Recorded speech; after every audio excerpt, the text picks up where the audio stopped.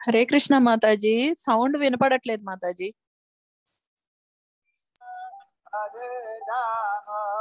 ఇప్పుడు వినిపిస్తుంది.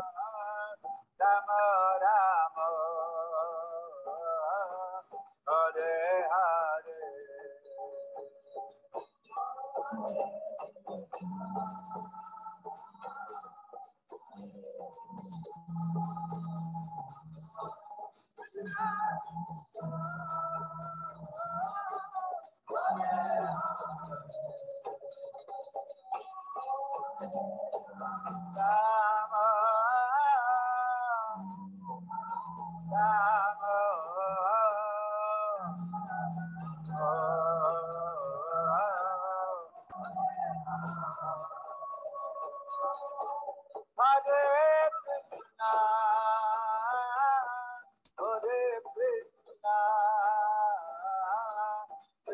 Krishna Krishna, Hare Hare, Hare Rama, Hare Rama, Rama Rama, Hare Hare,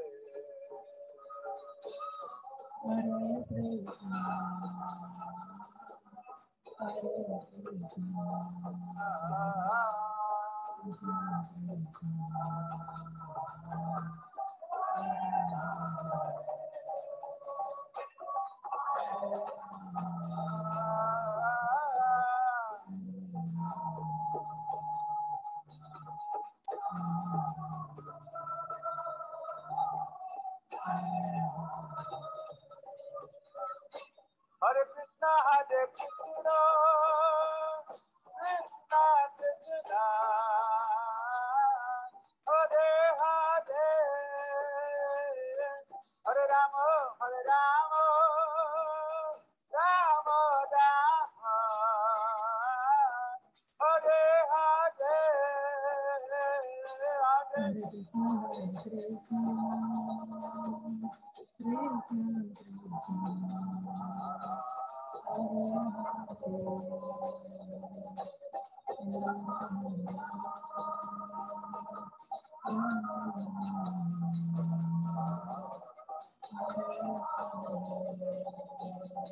Hare Krishna, Hare Krishna, Krishna Krishna, Hare Hare, Hare Rama, Hare Rama, Rama Rama. Hare Krishna. అందరికీ హరే కృష్ణ అండి.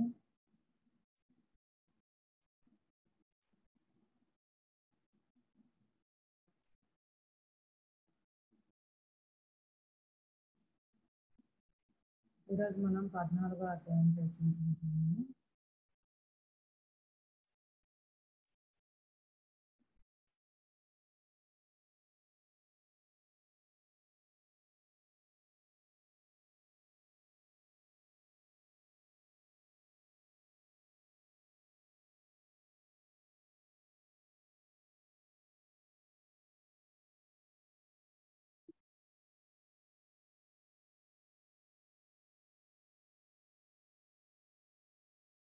అందరికీ screen మీద కనిపిస్తుందా అండి? ISKCON Proddatur సమర్పించు గీతా జ్ఞానము భగవద్గీత సారము. శ్లోకం చదువుతారా? రోజు మనం చదువుతున్నాము.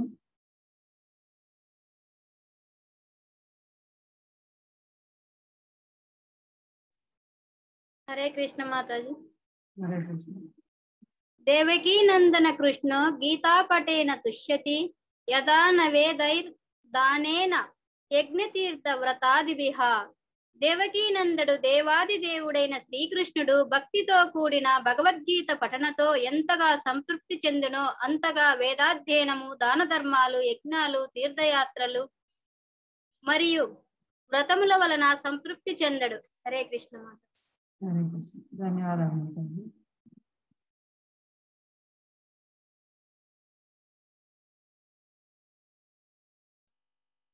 మనం ఈ రోజు చర్చించుకుంటున్నాము భగవద్గీత పఠనం ఎంత ముఖ్యమైనదో.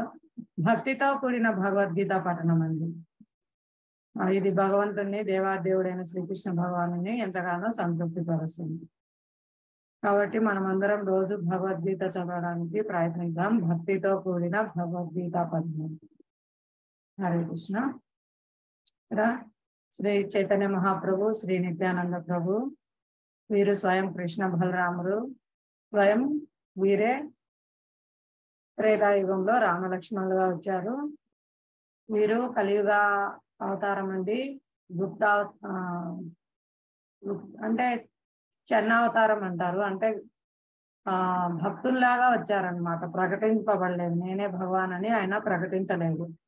ఆయన నేను భగవంతుని భక్తుని అని భక్తుడిగా భగవంతుని ఎలా ప్రేమించాలి, ఎలా ఆరాధించాలి, ఎలా కీర్తించాలి అనే చూపుట కోసం వచ్చారు.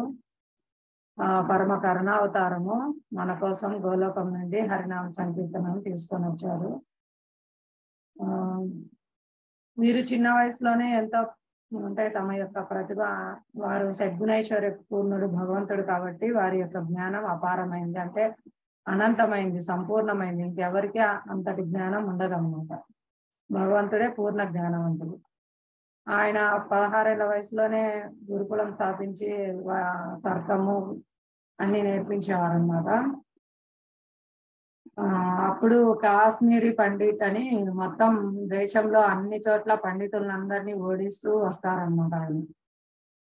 అటువంటి కాశ్మీరీ పండిట్ ని ఈ చిన్న బాలుడైన చైతన్య మహాప్రభు అసలు చాలా దారుణంగా ఆయన కాశ్మీరీ పండిట్ చైతన్య మహాప్రభు చేతిలో ఓడిపోతారన్నమాట. అంతటి అంటే ఎందుకంటే ఇక్కడ భగవాన్ తన పూర్ణ ఐశ్వర్యాలు కలిగి ఉంటారు ఎక్కడ ఉన్నప్పటికీ కూడా. కాబట్టి చైతన్య మహాప్రభు చాలా దివ్యలీలలు ప్రదర్శించారు. కాకపోతే అవన్నీ గుప్తంగా ఉంటాయన్నమాట. ఎందుకంటే ఆయన భక్తుల్లాగా అవతరించారు. ఎలా కృష్ణుని ప్రేమించాలి, రాధారాణి ఎంత ప్రేమిస్తుంది, ఎంత భక్తితో ఆరాధిస్తుంది, ఆ హరినామంలో ఎంత మాధుర్యం ఉంది అనేది చూపించడం కోసం, తాను స్వయంగా అనుభవించడం కోసము రాధాభావంతో, రాధారాణి యొక్క రంగుతో, కరిగిన బంగారు మేనిఛాయతో ప్రకటమయ్యారండి. హరే కృష్ణ మహామంత్రాన్ని కీర్తిస్తూ మొత్తం భారతదేశం అంతా పర్యటన చేశారు. హరినామాన్ని ప్రచారం చేశారు. పూరి జగన్నాథ్ లో ఎక్కువ సంవత్సరాలు ఉన్నారు వారు. అక్కడ ప్రతిరోజు భాగవత చర్చలు, హరినామ సంకీర్తనం జరుగుతుండేది. పూరి జగన్నాథ రథయాత్రలో రథం ముందర హరినామ సంకీర్తనం చేస్తూ ఆ రథయాత్రలో పాల్గొనేవారు. చాలా అద్భుతమైన లీలా విశేషాలు ఉన్నాయండి. మొత్తం భక్తిభావంతో జనులందరూ ధరింపబడ్డారు అన్నమాట చైతన్య మహాప్రభు కాలంలో. ఇప్పుడు కూడా అది కంటిన్యూ అవుతుందండి. 10,000 సంవత్సరాలు స్వర్ణయుగం అని చెప్పుకున్నాం కదా, ఇది కంటిన్యూ అవుతుంది. శ్రీ ఆచార్యులందరూ దీన్ని మన వరకు తీసుకొని వచ్చారు. అందులో ప్రభుపాదుల వారు సైన్యాధ్యక్షుడు ప్రపంచవ్యాప్తంగా ప్రచారం చేశారు అన్నమాట. హరే కృష్ణ. ఈరోజు ప్రార్థన చేద్దాము.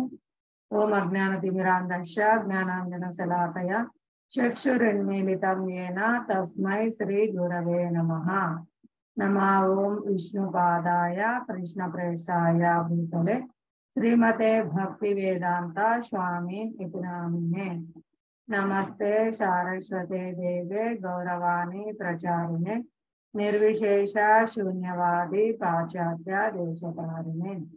జై శ్రీ కృష్ణ చైతన్య ప్రభు నిత్యానంద శ్రీ అద్వైత గదాధర శ్రీవాసాది గౌర భక్త బృంద. హరే కృష్ణ కృష్ణ కృష్ణ హరే హరే, హరే రామ రామ రామ హరే హరే. హరే కృష్ణ.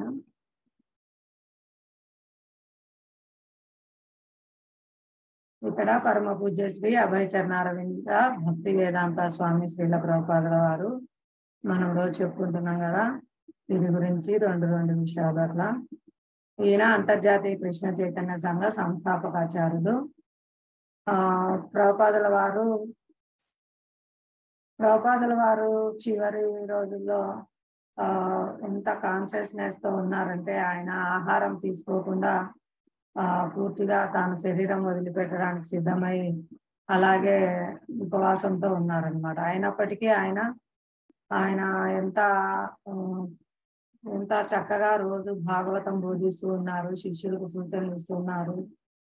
చక్కగా అసలు భక్తియుక్త సేవలో ఏ విధంగా మనం జీవించాలి, ఏ విధంగా మనం మరణించాలి అనేది కూడా శ్రీల ప్రభుపాదుల వారు మనకు నేర్పించారనమాట. అంత చక్కగా ఆయన చైతన్యం అంతా భగవంతునిపై అలా భగవత్ నామం కీర్తించడం, భగవంతుని యొక్క లీలలు కీర్తించడము, భగవంతుని సేవలో ఎలా నియుక్తం కావాలి అనేది మనకు ఆచరణాత్మకంగా చేసి చూపించారనమాట. ఆ విధంగా ప్రభుపాదుల వారు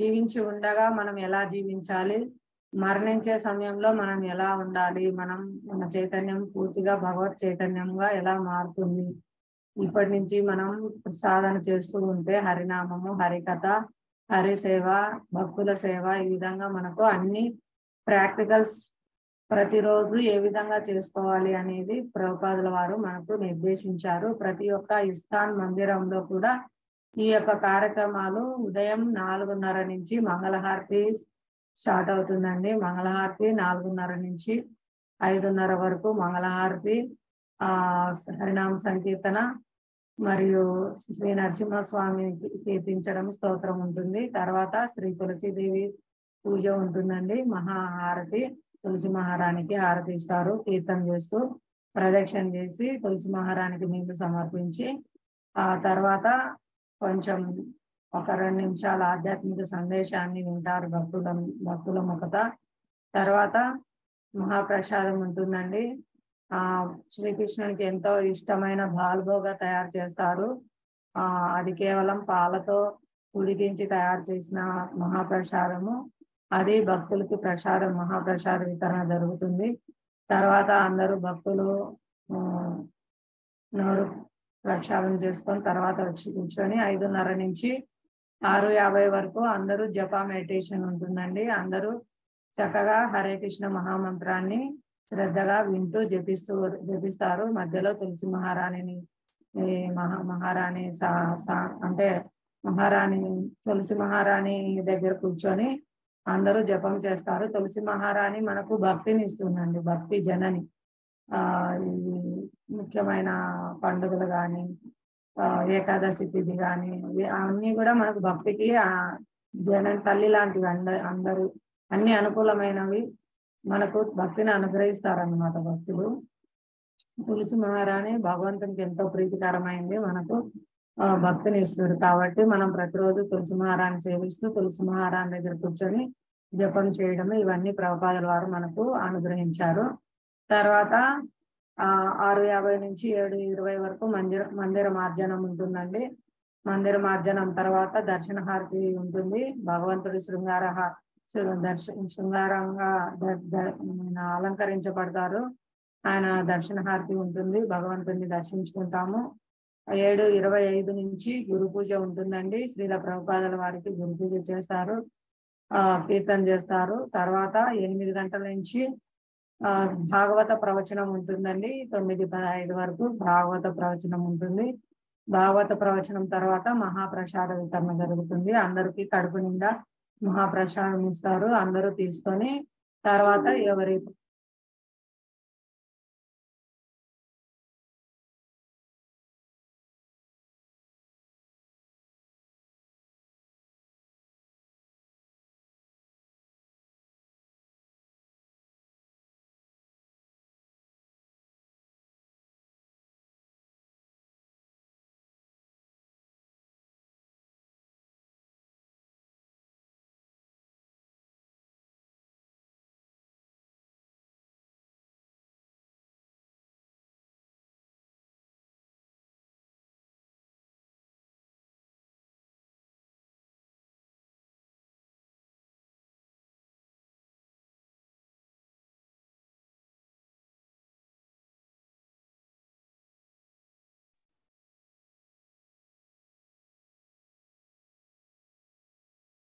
హరే కృష్ణ.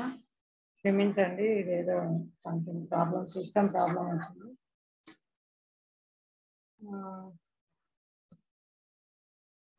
ఈ విధంగా ఉదయం కార్యక్రమాలు ఉంటాయండి. ఉదయం కార్యక్రమాలు పూర్తయిన తర్వాత ఎవరి పనులకు వాళ్ళు వెళ్తారు. అంటే వాళ్ళు సేవా కార్యక్రమాలు,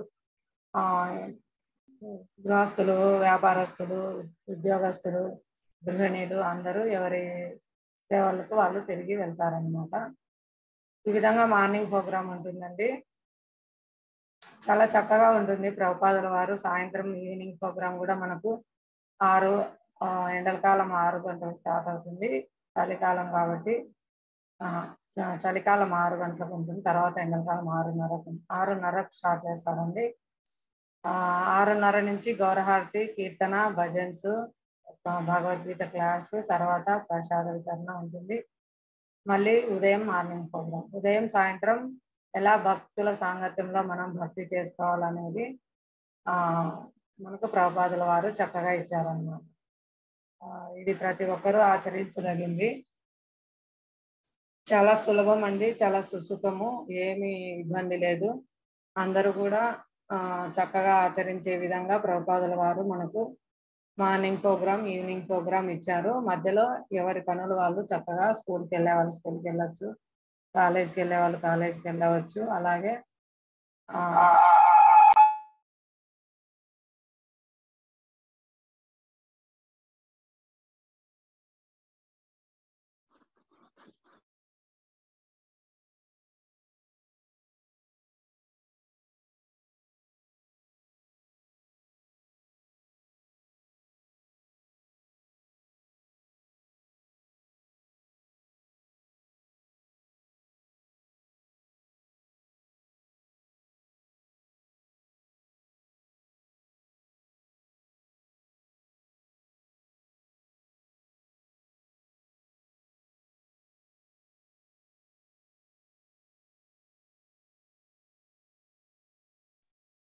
హరే కృష్ణ.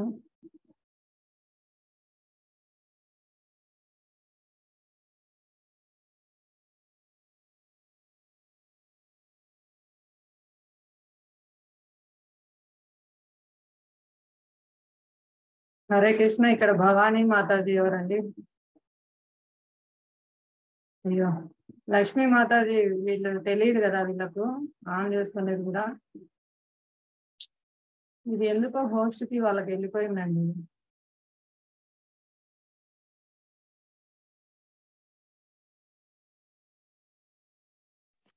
హరే కృష్ణ మాతాజీ. హరే కృష్ణ మాతాజీ. మా చెల్లి అండి, అది ఎలా మీకు ఎలా ఫార్వర్డ్ చేయాలి నేను చెప్తాను తనకు కాల్ చేసి. పార్టిసిపెంట్స్ కి టచ్ చేసి మాతాజీ అక్కడ నా పేరు దగ్గర మేకింగ్ హోస్ట్ అని ఉంటది, అది టచ్ చేయండి. అంటే నా పేరు టచ్ చేస్తే మేకింగ్ హోస్ట్ అని వస్తుంది, అది టచ్ చేయమనండి. హోస్ట్ నాకు వచ్చింది. ఓకే ఓకే అండి, ఇప్పుడే చెప్తాను మాతాజీ. Thank you Mataji. ఈ విధంగా ప్రభుపాదుల వారు మనకు చక్కగా డిజైన్ చేశారండి. మార్నింగ్ ప్రోగ్రామ్, ఈవినింగ్ ప్రోగ్రామ్, భక్తులందరూ కలిసి మనం భక్తి సాధన ఏ విధంగా చేయాలి, భక్తుల సాంగత్యంలో మనం ఏ విధంగా భాగవతము, భగవద్గీత అధ్యయనం చేయాలి, ఎలా దానిని మన జీవితంలో ఆచరించాలి అనేది చాలా చక్కగా ఇచ్చారు.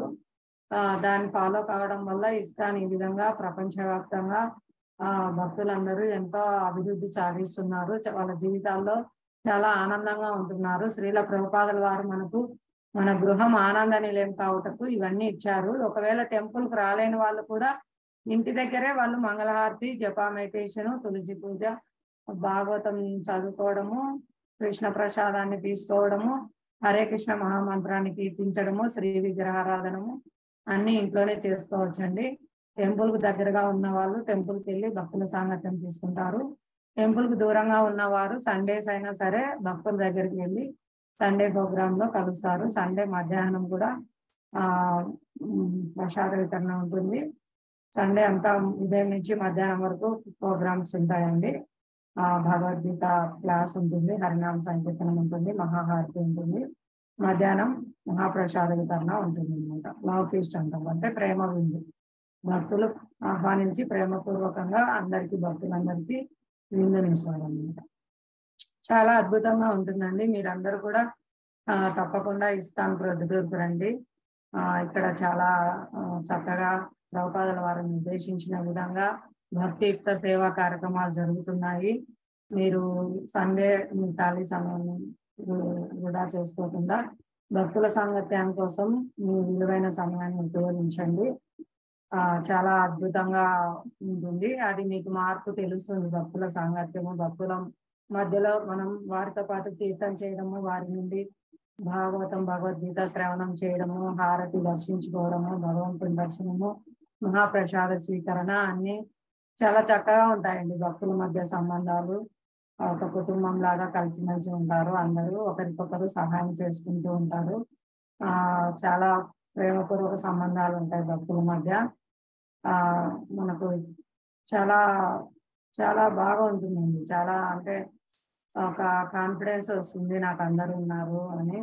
ఇంకా భక్తులతో కలిసి ఉంటే చెప్పుకున్నాం కదండి, ఐకమత్యంగా మనం చాలా చక్కగా చేసుకోవచ్చు.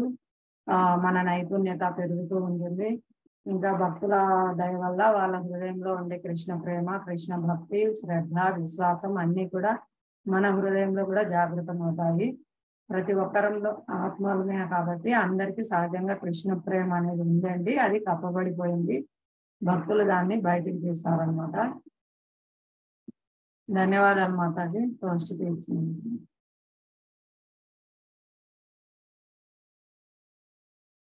Thank you. హరే కృష్ణ. ఈ విధంగా మనం టెంపుల్కి రాలేకపోయినా ఇంట్లో అయినా ప్రతి ఒక్కరు early morning programme, evening programme design చేసుకొని ఇంట్లోనే చేసుకోవచ్చు అండి. ఆ విధంగా కుటుంబ సభ్యులందరూ మన చుట్టుపక్కల ఉన్న వాళ్ళందరూ కూడా భక్తులు అవుతారన్నమాట. హరే కృష్ణ. ఇక్కడ పరమ పూజ్యశ్రీ జయప్రకాశ్ స్వామి మహారాజ్ గారు, వీరు జీబీసీ సభ్యులు మరియు ఆధ్యాత్మిక గురువు. వీరి దయ వల్ల మనము ఇప్పుడు ఆన్లైన్ క్లాస్ లో మనం చర్చించుకుంటున్నాము. ప్రచారం కోసం అన్నింటినీ సేవలో ఉపయోగిస్తారు ఆచార్యులు. హరే కృష్ణ. గీతా మహాత్మ్య శ్లోకము. దేవకీ నందన కృష్ణ గీతా పటేన తుష్యతి యథానా వైద్యదానైన యజ్ఞతీర్థ వ్రతాదికి. దేవకీ కుమారుడు పరమదేవుడైన శ్రీకృష్ణ భగవానుడు భగవద్గీత యొక్క భక్తి పఠనంతో ఎంతగా సంతృప్తి చెందుతాడో ఆ విధంగా వేదాధ్యయనము, దాన ధర్మాలు, యజ్ఞాలు, తీర్థయాత్రలు, వ్రతాల వలన సంతృప్తి చెందడు. ఇది శ్రీ వైష్ణవతంత్ర సార శ్లోకంలో గీతా మహాత్మ్యంలో 22వ శ్లోకం అండి. రోజు మనం గీతా మహాత్మ్యం శ్లోకాలు చెప్పుకుంటున్నాం. ప్రతిరోజు అధ్యాయం మొదట్లో ఈ శ్లోకం చర్చించుకుంటున్నాం. ఈరోజు భగవద్గీత 14వ అధ్యాయం అండి. ప్రకృతి త్రిగుణములు. నిన్న కొంచెం చెప్పుకున్నాం కదా, త్రిగుణములు సత్వగుణము, రజోగుణము, తమోగుణము. వీటి గురించి ఈ రోజు ఇంకా మనం క్లియర్ గా తెలుసుకుందాం. భగవద్గీత 14వ అధ్యాయం 4వ శ్లోకం. ఎవరైనా చదువుతారా మాతాజీ?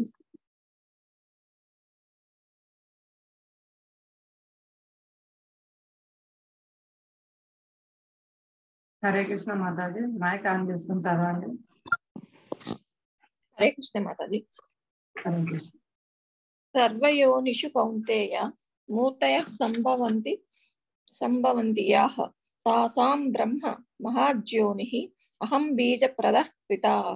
ఓ కౌంతేయ, సమస్త జీవజాతులు భౌతిక ప్రకృతి యందు జన్మించుట చేతనే సృష్టించబడుచున్నదనియు మరియు నేనే వీటన్నిటికీ బీజప్రదాతనైన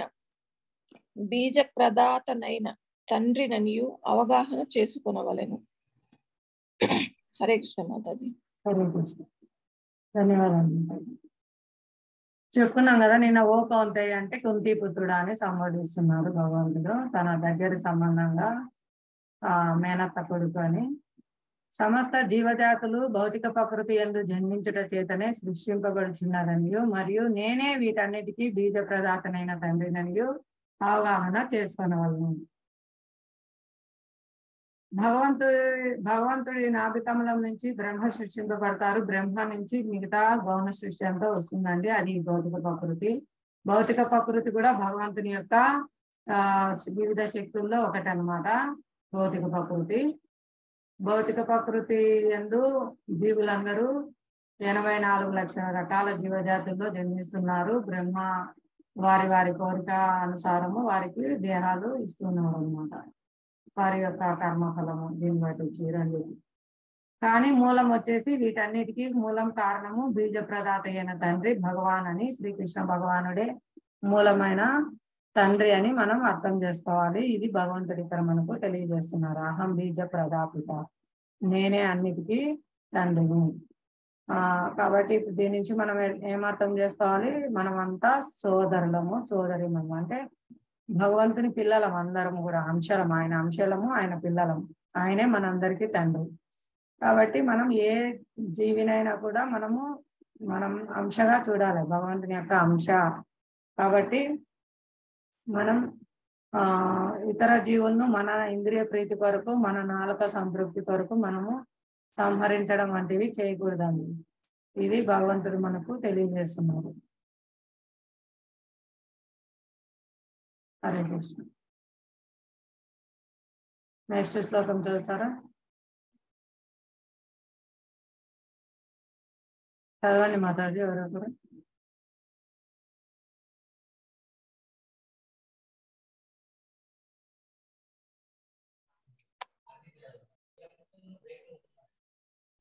మాతాజీ హరే కృష్ణ. మాతాజీ చదవండి మాతాజీ. సత్యం రజస్తమం ఇతి గుణ ప్రకృతి సంభవాః నిబంధంతి మహాబాహు దేహే దేహినమవ్యయం. ఓ మహాబాహుడవైన అర్జున, భౌతిక ప్రకృతి సత్వ రజస్తమో గుణములు అనేది గుణములను, నాకు ఇతలు రాలే మాతాజీ, కలిగి నిత్యుడైన జీవుడు భౌతిక ప్రకృతిలోను దేహముతో సంస్కారమును పొందినప్పుడు ఈ గుణములచే బద్ధుడగును. హరే కృష్ణ మాతాజీ. హరే కృష్ణ. మీరు స్క్రీన్ అలా పైకి జరుపుకుంటూ వస్తుంది. అది ఏమో నాకు ఇక్కడ పక్కన ఏంటి బొమ్మలు పడుతున్నాయి మాతాజీ. రెండు ఉన్నాయి మాతాజీ, రెండు కలిపి కనిపిస్తాయి. ఓ మహాన్ అర్జున, భౌతిక ప్రకృతి సత్వ రజ స్తమో గుణములనడి గుణములను కలిగి ఉండును. ఈ భౌతిక ప్రకృతిలోనే అండి ఈ త్రిగుణాలు ఉండేది. ఆధ్యాత్మిక జగత్తులో ఈ త్రిగుణాల ప్రభావం ఉండదు. ఈ భౌతిక ప్రకృతిలో ఈ త్రిగుణాలతో జీవులు బద్ధుడై ఉన్నారనమాట. ఎప్పుడు బద్ధుడవుతాడు? ఇక్కడ దేహంతో సంపర్కం పొందినప్పుడు. ఆయన పొందిన దేహంతో మమేకమై ఆ విధంగా గుణాలకు లోపడతారనమాట. ఈ గుణాలచే బద్ధుడవును. మనం వర్షపు చినుకులు చూస్తాం కదండి. వర్షం చినుకులు చాలా క్లియర్ గా పవిత్రంగా ఉంటాయండి. అలా ఆత్మ పవిత్రంగా ఉంటుంది. కానీ ఆ చినుకు ఎప్పుడైతే భూమిని తాగుతుందో భూమితో కలవడం వల్ల బురదగా మారుతుంది. అలా ఆ జీవాత్మ దేహం పొందిన వెంటనే ఆ దేహంతో మమేకమై ఆ దేహంతో బద్ధుడై సంపర్కం పొంది గుణాలతో బద్ధుడవుతున్నారండి. లేకపోతే ప్రతి ఒక్కరూ జీవాత్మగా స్వచ్ఛమైన వారు. ఎప్పుడైతే ఈ దేహం స్వీకరించి గుణాలతో సంపర్కం పొందుతున్నారో వాళ్ళు ఈ గుణాలచే బద్ధుడైపోయి సత్వగుణంలో, రజోగుణంలో, తమో గుణంలో వాళ్ళు వర్తిస్తూ ఉన్నారనమాట. ఇందాక మనం చెప్పుకున్నాం కదా, భగవంతుడే మన అందరికీ తండ్రి, మూల కారణము. కాబట్టి భగవంతుల్లోని దివ్య గుణాలన్నీ ఆత్మలో ఉన్నాయండి. ఎప్పుడైతే మనం ఈ భౌతిక జగత్తులో కలిసిన వెంటనే మనం బద్ధులం అవుతున్నాం. కానీ భగవంతుడు ఈ భౌతిక ప్రకృతికి అధిపతి. ఆయన ఇక్కడికి వచ్చినప్పటికీ వాటికి బద్ధుడు కాడు. వాటికి అధిపతి, యజమాని. ఆయన వాటికి అతీతంగా ఉంటాడు. అవి ఆయన నిర్దేశంలో వర్తిస్తూ ఉంటాయి అన్నమాట. అన్ని కూడా భౌతిక ప్రకృతి అంతా మయాధ్యక్షైన ప్రకృతే సూయతే చరా అచరం. నా అధ్యక్షతనే ఈ భౌతిక ప్రకృతి అంతా నడుస్తుంది. ఈ స్థావర జంగమాలన్నీ కూడా ఈ భౌతిక ప్రకృతి నా అధ్యక్షతనే నడుస్తుందని భగవంతుడు చెప్పారు. ఇంకా ఏంటంటే ఈ సత్వగుణము మనల్ని భగవంతునికి దగ్గర చేస్తుంది, ప్రశాంతమైన స్థితిలో ఉంచుతుంది. ఈ రజోగుణము కోరికలు కలిగి ఉంటుందండి. ఎక్కువ కోరికలతో జీవుడు పరిగెడుతూ ఉంటారు, అది కావాలి ఇది కావాలి అని. ఇంకా తమో గుణము పూర్తిగా అజ్ఞానంలో, నిద్ర, సోమర్తనంలో ఉంటుందండి. ఇవి సత్వరజ గుణముల యొక్క కొన్ని వాటి యొక్క గుణాలు, లక్షణాలు. ఇవి మనిషిని అంటే ప్రతి ఒక్క జీవిలో ఉంటాయి, వాళ్ళ శరీరం పొందిన దాన్ని బట్టించి. మనిషి ఈ గుణాలకు అతీతుడు కావచ్చండి. మనిషికి ఉన్నతమైన జ్ఞానం ఇచ్చారు. మనం ఏ గుణంలో ఉన్నాము, ఏ గుణంలోకి మారాలి, ఎలా మనం ఈ సత్వగుణం నుంచి కూడా బయటపడి విశుద్ధ సత్వస్థితికి చేరాలి అనేది మనకు భగవంతుడు ఆచార్యుల ద్వారా, శాస్త్రాల ద్వారా స్వయం తానే వచ్చి ఉపదేశిస్తున్నారు. మనం ఈ భక్తి యోగ విధానం సులభంగా ఉంటుందండి. ఆచరించడం ద్వారా మనం ఈ త్రిగుణాల నుంచి బయటపడి విశుద్ధ సత్వస్థితికి వస్తాము. కాబట్టి చాలా ఆనందంగా సుసుఖం అండి. ఇది చాలా సులభమైన పద్ధతి. ఈ జ్ఞానాన్ని పొందడము, ఆచరించడము చాలా ఆనందకరమైంది. ఇక్కడ ఇచ్చారు కదండి గుణాలు. ఇక్కడ ఈ రెడ్ రజోగుణానికి సంబంధించింది, ఎల్లో సత్వగుణానికి సంబంధించింది, బ్లూ తమా గుణం సంబంధించింది. ఇవి రెండు మిక్సింగ్ కూడా ఉంటాయండి, కేవలం ఒకే గుణంలో ఉండరు. ఒక్కొక్కసారి రజో తమో గుణాల కలయిక మిశ్రమంలో ఉంటారు, ఒక్కొక్కసారి రజోగుణ సత్వగుణ మిశ్రమంలో ఉంటారు, ఒక్కొక్కసారి తమో సత్వగుణ మిశ్రమంలో ఉంటారు. అలా జీవులు రకరకాలుగా వాళ్ళు గుణాలకు ప్రభావితులై ఉంటారన్నమాట. ఆ గుణం గల వారు ఎటువంటి ఆహారం తీసుకుంటారో అవన్నీ కూడా మనకు శ్రీకృష్ణ భగవానుడు తెలియజేస్తున్నారు. ఎటువంటి ఆహారం తీసుకోవాలి మనము సత్వగుణంలోకి రావడానికి, సత్వగుణాన్ని కూడా ఉపయోగించుకొని మనం ఎలా విశుద్ధ సత్వస్థితికి చేరాలి.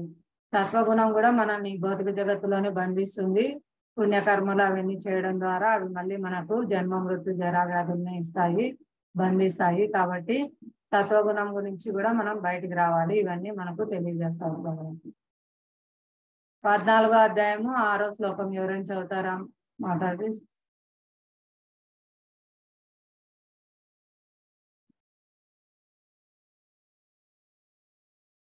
చదవండి మాతాజీ. హరే కృష్ణ మాతాజీ. హరే కృష్ణ. తత్ర సత్వం నిర్మలతత్వాత్ ప్రకాశకమనాయం మనామయం సుఖ సంఘేన బధ్నాతి జ్ఞాన సంఘేన చానఘ. ఓ పాపరహితుడా, సత్వగుణము మిగిలిన 2 గుణముల కంటెను పవిత్రమైనదగుటచే ప్రకాశమైన మానవుని సర్వ పాపముల నుండి విముక్తిని చేయును. ఆ గుణములనందున్న వారు సౌఖ్యము చేతను జ్ఞానము చేతను బద్ధులగుదురు. ఉదాహరణ: బ్రాహ్మణుడు, శాస్త్రవేత్త, తత్వవేత్త, కవి. హరే కృష్ణ. హరే కృష్ణ. పాపరహితుడా, ఇక్కడ ఎటువంటి పాపం లేదు అని చెప్తున్నారు ఆయన. అర్జునుడు ఏడుస్తున్నారు కదా, నాకు పాపం సంక్రమిస్తుంది వీళ్ళందరినీ సంహరించడంతో అని. ఇది భగవంతుని ప్రీత్యర్థము మనం కర్మలు చేస్తే మనకు ఎటువంటి పాపం అంటదు. అందుకోసమే అర్జున్ని ఓ పాపరహితుడా అని సంబోధిస్తున్నారు భగవాను. ఈ సత్వగుణము గురించి ఇక్కడ వివరిస్తున్నారండి. మిగిలిన 2 గుణముల కంటే పవిత్రమైనది, ప్రకాశమైనది, మానవుని సర్వ పాప ఫలముల నుండి విముక్తిని చేయును. ఈ గుణమునందున్న వారు సౌఖ్యం చేతను జ్ఞానం చేతను బద్ధులవుతారు. కానీ వీళ్ళు కూడా బద్ధులవుతున్నారండి. అంటే మా జ్ఞానం ఉంది, మేమందరికంటే గొప్పవారము, బెటర్ గా ఉన్నాం ఇతరుల కంటే అని ఈ విధంగా వీళ్ళు భావించడం చేత కూడా వీళ్ళు బద్ధులవుతున్నారు. ఉదాహరణకు బ్రాహ్మణ, గుణకర్మ రీత్యా బ్రాహ్మణ, ఆయన గుణాలు బ్రాహ్మణ లక్షణాలు ఉంటాయి, ఆయన కర్మలు బ్రాహ్మణ కర్మలు చేస్తూ ఉంటారు. శాస్త్రవేత్త బాగా చదువుకుని ఏదైనా ఇది ఎలా జరుగుతుంది అని ఆలోచన కలిగి ఉన్నతమైన ఆవిష్కరణ చేస్తూ ఉంటారు. తత్వవేత్తలు, కవులు ఇలా ఉదాహరణకు ఇచ్చారు కొందరిని. వీళ్ళందరూ సత్వగుణంలో ఉంటారు, కానీ వీళ్ళు కూడా మేము భావిస్తూ ఉంటారన్నమాట. మేము చాలా ఉన్నతమైన జ్ఞానం కలిగిన వారము, బాగా విద్యావంతులము, మేము ఇతరుల కంటే కూడా చాలా గొప్పవారము అని భావిస్తూ ఉంటారు. ఆ విధంగా వాళ్ళు కూడా ఈ సత్వగుణంచే బంధితులు అవుతారనమాట.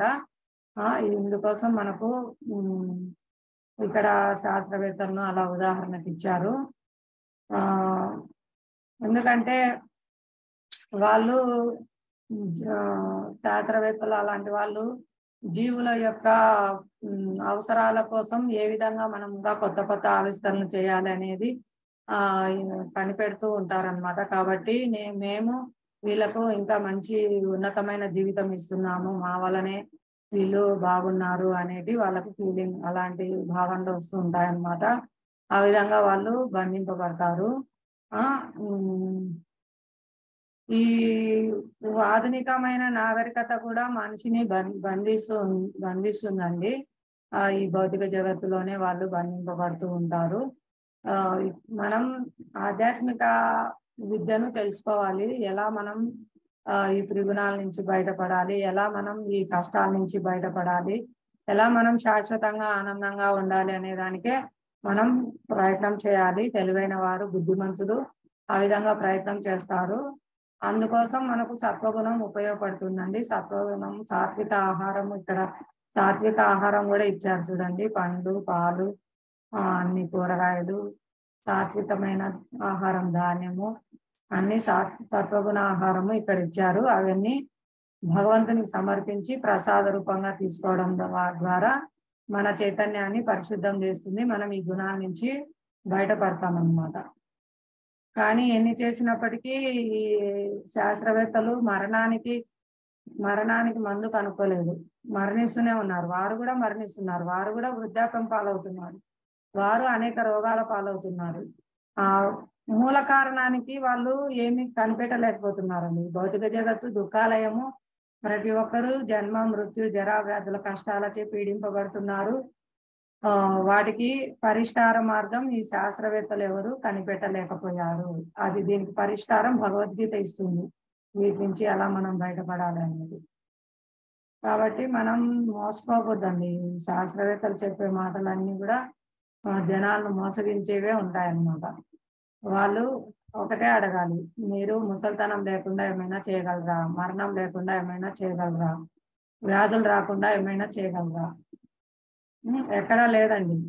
ఇంకా ఒక వ్యాధికి మందు కనిపెడితే ఇంకా కొత్త వ్యాధులు వస్తున్నాయి. ఆ మందులు, ఆ వ్యాక్సిన్స్ వాడడం వల్ల ఇంకా కొత్త కొత్త రోగాలు వస్తున్నాయి. వాళ్ళు కనిపెట్టిన మందులు వాడడం వల్ల సైడ్ ఎఫెక్ట్స్ వల్ల ఇంకా చాలా చాలా కష్టాలు పడుతున్నారు ప్రజలు.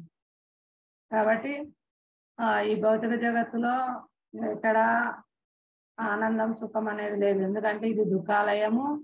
దుఃఖాలు సర్దుకుంటాలయన్నా ఇక్కడ ఉండడానికి లేదు. ఇది అశాశ్వతము. దుఃఖ ఆలయం. ఆలయం అంటే నిండి ఉన్నది, దుఃఖాలతో నిండి ఉంది. కేవలం భక్తియుక్త సేవలో మాత్రమే మనకు ఆనందం లభిస్తుంది. అది మన సహజ స్థితి, ఆత్మ యొక్క సహజ స్థితి. అక్కడే మనము ఆనందంగా ఉంటాం భగవంతుని సేవలో. ఇక్కడ రజోగుణం నుంచి చెప్తున్నారు. ఎవరైనా చదువుతారా ఈ శ్లోకము? 14:7 శ్లోకం. హరే కృష్ణ మాతాజీ. హరే కృష్ణ. చదవండి. రజో రాగాత్మకం విద్ధి తృష్ణా సంగ సముద్భవం తన్నిబధ్నాతి కౌంతేయ కర్మ సంగేన దేహినం. ఓ కౌంతేయ, రజోగుణము అపరిమితములైన కోరికలు మరియు ఆకాంక్షల వలన ఉద్భవించుచున్నది. దీని కారణమున జీవుడు కామ్య కర్మములచే బద్ధుడగును. హరే కృష్ణ మాతాజీ. ధన్యవాదాలు. ఈ రజోగుణం చూడండి, అపరిమితమైన కోరికలను మరియు ఆకాంక్షల వలన ఉద్భవించుచున్నది. దీని కారణంన జీవుడు కామ్యకర్మలచే బద్ధుడగును. ఈ రజోగుణ ప్రభావం వల్ల మనిషి మనసు చంచలమైంది. అనేక రకాల కోరికలు కోరుతుంది. వాటిని నెరవేర్చుకోవడం కోసం వాళ్ళు పరుగులు పెడుతూ ఉంటారు. చాలా చంచలంగా ఉంటుంది అన్నమాట మనసు. ఎప్పుడు లేచిన దగ్గర నుంచి ప్రణాళికలు వేస్తుంటుంది, ఎక్కడికి వెళ్ళాలి, ఏం చేయాలి. ఈ విధంగా ఈ రజోగుణ ప్రభావంతో ఇంకా ఈ స్త్రీ పురుషుల మధ్య ఆకర్షణ కూడా ఈ రజోగుణ ప్రభావం వల్ల ఏర్పడుతుందండి. పురుషుడు స్త్రీని ఆకర్షించడానికి ప్రయత్నిస్తారు, స్త్రీ పురుషుని ఆకర్షించడానికి ప్రయత్నిస్తుంటుంది.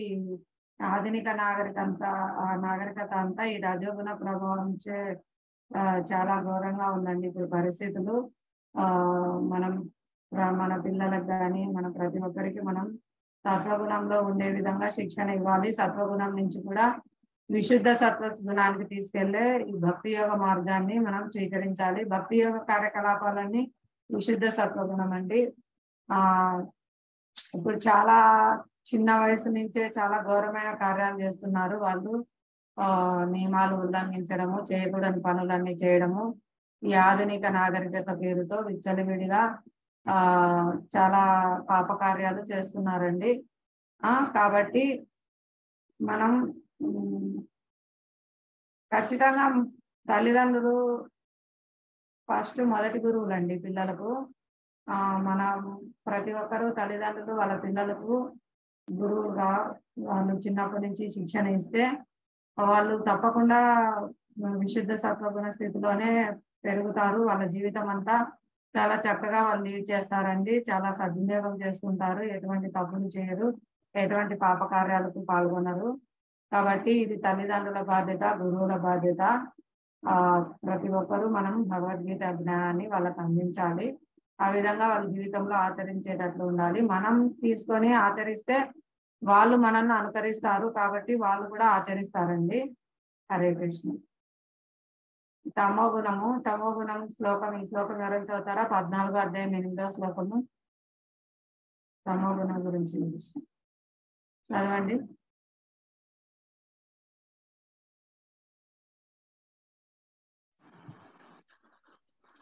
తమస్త్వ జ్ఞానజం విద్ధి మోహనం సర్వదేహినాం ప్రమాదాలయస్య నిద్రాభిః తన్ని పద్నాతి భారత.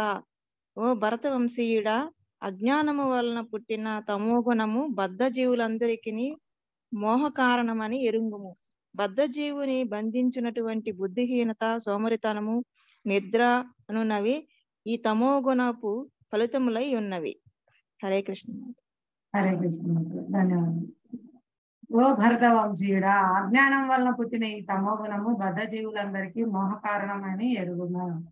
బద్ధజీవుని బంధించినటువంటి బుద్ధిహీనత, సోమరితనము, నిద్ర అనునవి ఈ తమోగుణపు ఫలితములై ఉన్నవి. ఇక్కడ చూడండి, బద్ధజీవుని చాలా బంధిస్తుంది తమోగుణము. వారికి బుద్ధిహీనత, సోమరితనము, నిద్ర అనేవి ఎక్కువగా ఉంటాయి ఈ తమోగుణ ఫలితం వల్ల. కాబట్టి మనం ఈ తమోగుణం నుంచి తప్పనిసరిగా బయటపడాలి. తమోగుణము, రజోగుణము నుంచి బయటపడి సత్వగుణ కార్యక్రమాలు చేస్తూ ఉంటే సత్వగుణం నుంచి కూడా బయటపడాలి. సత్వగుణం కూడా బంధిస్తుంది. కాబట్టి రన్వే లాగా సత్వగుణాన్ని ఉపయోగించుకొని విమానం పైకి ఎట్లా ఎగురుతుందో అలా జీవుడు సత్వగుణం నుంచి కూడా బయటపడి విశుద్ధ సత్వగుణంలో నిలవాలి. ఆ విధంగా మనకు కార్యక్రమాలు ఇచ్చారు ఇస్లాంలో శ్రీల ప్రభుపాదుల వారు. ఇక్కడ మనం చనిపోతున్నాము. ఎందుకు చనిపోతున్నాము? మనం శాశ్వతంగా ఉండాలని కోరుకుంటున్నాము, కానీ బలవంతంగా మరణం వస్తుంది. నేను శాశ్వతమైన ఆత్మను, నేను శాశ్వతమైన శరీరంలో ఉండాలి అని ప్రతి జీవుడు కోరుకుంటారు. కాబట్టి మరణాన్ని ఇష్టపడడం లేదు. కాబట్టి తమో గుణము ఇలాంటి క్వశ్చన్స్ కూడా రావండి. తమో గుణం వారికి కొంచెం సత్వగుణంలో ఉన్న తెలివైన వారికి, రజో సత్వగుణం మిశ్రితులైన వారికి, ఇలాంటి వారికి నాకెందుకు ఈ కష్టాలు వస్తున్నాయి, ఎలా నేను ఈ కష్టాల నుంచి బయటపడాలి, ఇలాంటి తెలివైన క్వశ్చన్స్ వస్తాయండి. తెలివైన ప్రశ్నలు వాళ్ళకు వస్తాయి. వాటి నుంచి బయటపడడానికి వాళ్ళు ప్రయత్నం చేస్తారు. కానీ ఈ తమో గుణంలో ఏమి ఉండదండి. లేజీ, సోమర్తనము, తెలివి తక్కువ ఉంటది. వాళ్ళు ఎప్పుడు ఎక్కువ నిద్రపోతూ ఉంటారు.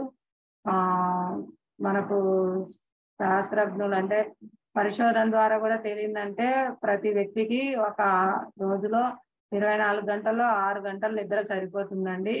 అంతకు మించి ఎక్కువ అవసరం లేదు. మరి శరీరం సహకరించుకుంటే 7-8 గంటలైనా నిద్రపోవచ్చు. కానీ అంటే పూర్తిగా వారికి ఆరోగ్యం సహకరించుకుంటే, లేదంటే 6 గంటలు ఆరోగ్యకరమైన వ్యక్తి సరిపోతుంది. అంతకు మించి 10 గంటలు 12 గంటలు నిద్రపోయే వాళ్ళు పూర్తిగా తమో గుణంలో ఉన్నట్లే అండి.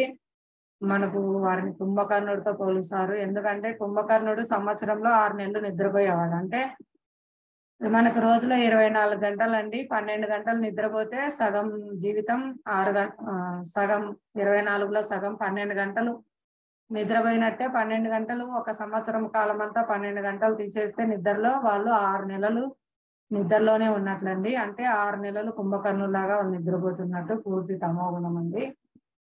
కాబట్టి మనం నిద్రను తగ్గించుకోవాలి. మనం తీసుకునే ఆహార ప్రభావము మనకు నిద్ర కూడా ఉంటుంది. తీసుకునే ఆహారము పూర్వం చాలా తొందర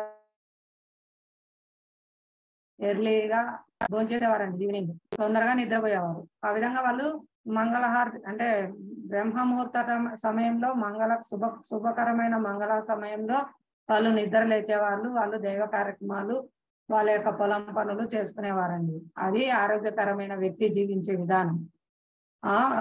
బ్రహ్మముహూర్త సమయంలో మనము భగవద్ ధ్యానం చేయడం ఇవన్నీ చాలా జ్ఞానానికి మనకు ప్రతీక అన్నమాట. అప్పుడు మన జ్ఞానం వికసిస్తుంది, చాలా ప్రశాంతమైన స్థితిలో ఉంటామన్నమాట. మనకు చైతన్యం బాగా వికసిస్తుంది. చూడండి, అప్పుడు సామెత చెప్పేవారు. మీరు పెద్దవాళ్ళు ఎవరైనా తెలిసింటే చెప్పండి. సాయంత్రం ఈవినింగ్ ఎర్లీగా భోజించడం చేయడము, ఎర్లీగా నిద్రపోవడం గురించి సామెతలు ఉండేవి. చెప్తారా మాతాజీ? అప్పుడు కరెంట్ ఉండేది కాదు కదా, అప్పుడు చెప్పేవారు అనమాట ఈ సామెతలు. మీకు తెలుసా? అంబటి లక్ష్మీదేవి మాతాజీ గారు చెప్తారా?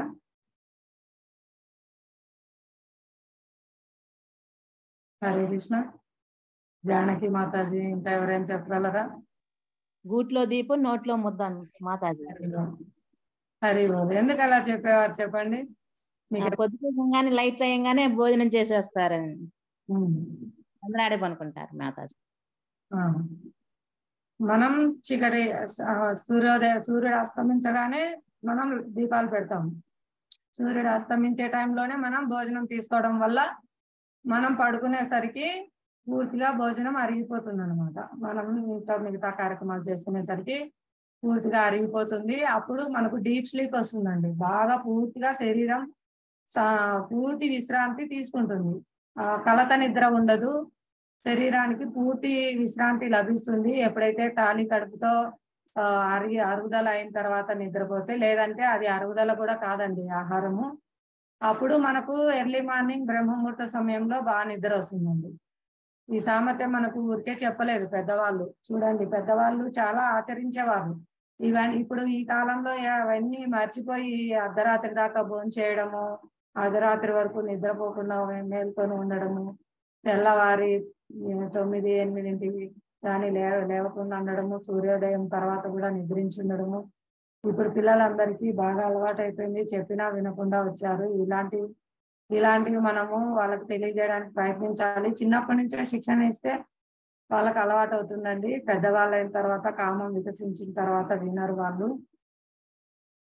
ప్రయత్నం చేయాలి. మనం కృష్ణ ప్రసాదం అందుకిస్తూ వారికి హరినామం చెవులలో పడేటట్లు హరినామ సంకీర్తన చేస్తూ, కానీ పెద్దలు ఏదైతే ఇచ్చారో ఆరోగ్య సూచనలు ఇవన్నీ మనం పాటించడం వల్ల మన శ్రేయస్సు కోసమే వాళ్ళు మన సత్వగుణంలో నిలుపుట కోసమే ఇచ్చారు. గూట్లో దీపం నోట్లో ముద్ద. ఈ విధంగా ఎప్పుడైతే మనం దీపం వెలిగిస్తామో వెంటనే భోజనం కూడా తీసేసుకోవాలి, ప్రసాదం తీసేసుకోవాలి. తర్వాత వెంటనే మనం నిద్రపోయే సమయానికి అది అరిగిపోతుంది కాబట్టి 8:30-9 కల్లా మనం మంచిగా డీప్ స్లీప్ లోకే అప్పుడు పడుకోగానే వెళ్ళిపోతాము. పూర్తిగా నిద్ర సరిపోతుంది, 6 గంటల నిద్ర సరిపోతుంది. మనకు అలారం లేకుండానే మెలకువ వస్తుందండి.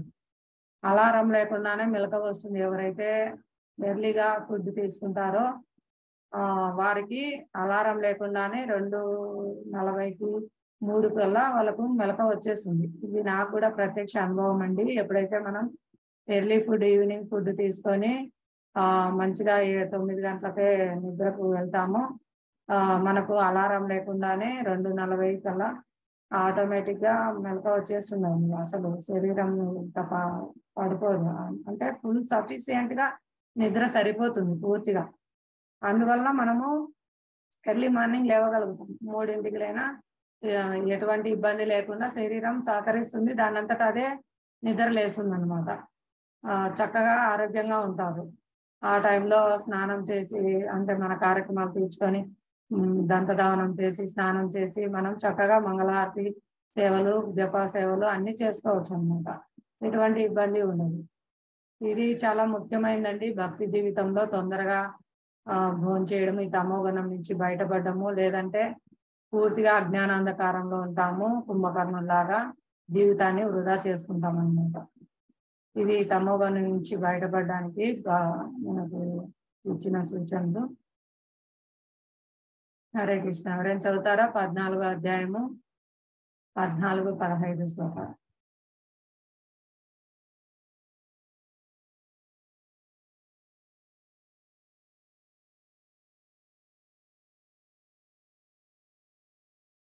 చదువుతారా మాతాజీ? అమ్మటి లక్ష్మీదేవి మాతాజీ గారు చదవండి.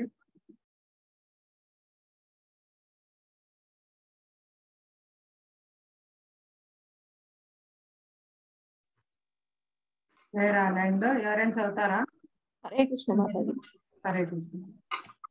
యదా సత్వే ప్రవృద్ధే తు ప్రళయం యాతి దేహభృత్ తదోత్తమ విదాం లోకా సమలాన్ ప్రతిపద్యతే. రజసి ప్రళయం గత్వా కర్మ సంగిషు జాయతే తదా ప్రలీన స్తమసి మూఢయోనిషు జాయతే. సత్వగుణమునందుండి మరణించిన వాడు మహర్షుల యొక్క ఉన్నత పవిత్ర లోకమును పొందును. రజోగుణమునందుండి మరణించిన వాడు కామ్యకర్మరతులు ఎందు జన్మించును. తమో గుణమునందుండి మరణించిన వాడు జంతు రాజ్యమున జన్మించును. హరే కృష్ణ మాతాజీ. హరే కృష్ణ. ఇప్పుడు ఈ రాజగుణంలో ఉంటే ఏమిటి ప్రాబ్లం, తమో గుణంలో ఉంటే ఏమిటి ప్రాబ్లం, సత్వగుణంలో ఉంటే ఏమిటి ప్రాబ్లం చెప్తున్నారు భగవంతుడు. ఆ గుణాలతో బద్దులైన జీవులు సత్వగుణం నందుండి మరణిస్తే వారు మహర్షుల యొక్క ఉన్నత పవిత్ర లోకాలు పొందుతారు. అయినప్పటికీ పుణ్యలోకాలు పొందినప్పటికీ వాళ్ళకి అక్కడ జన్మ మృత్యు జరా వ్యాధులు ఉంటాయండి. బ్రహ్మకే మరణం ఉంది కాబట్టి హిరణ్యకశిపుడు ఆ వరం అడిగినప్పుడు బ్రహ్మ నాకే మరణం ఉంది నాయన, మరణం లేకుండా ఇచ్చే వరం నాకు ఇచ్చే శక్తి నాకు లేదు అని చెప్తారు అనమాట. ఆయుష్ పరిమాణం ఎక్కువ ఉండొచ్చండి, కానీ అక్కడ కూడా మరణం అనేది ఉంది. క్షీణే పుణ్యే స్వర్గలోకంలో పుణ్యం క్షీణించగానే వాళ్ళు ఈ భూలోకంలోకి వస్తారండి. తప్పకుండా వాళ్ళు మళ్ళీ జన్మ తీసుకోవాల్సి వస్తుంది.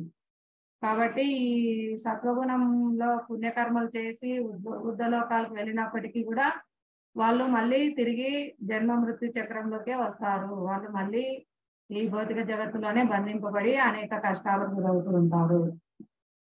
ఈ రజోగుణంలో మరణించిన వాళ్ళు ఏమిటండి, కామ్యకర్మరతులు. వాళ్ళ కోరికల అనుసారము, వాళ్ళ యొక్క బ్యాంక్ బ్యాలెన్స్ అనుసారము వాళ్ళు అనేక జన్మలు మళ్ళీ వాళ్ళు జన్మిస్తూనే ఉంటారు అనమాట. వాళ్ళు చాలా కోరికలతో ఉంటారు కాబట్టి వాళ్ళ యొక్క కోరికలు ప్లస్ ఇంకేముండాలండి, మనకు కోరిక ఒక్కటే సరిపోతుందా?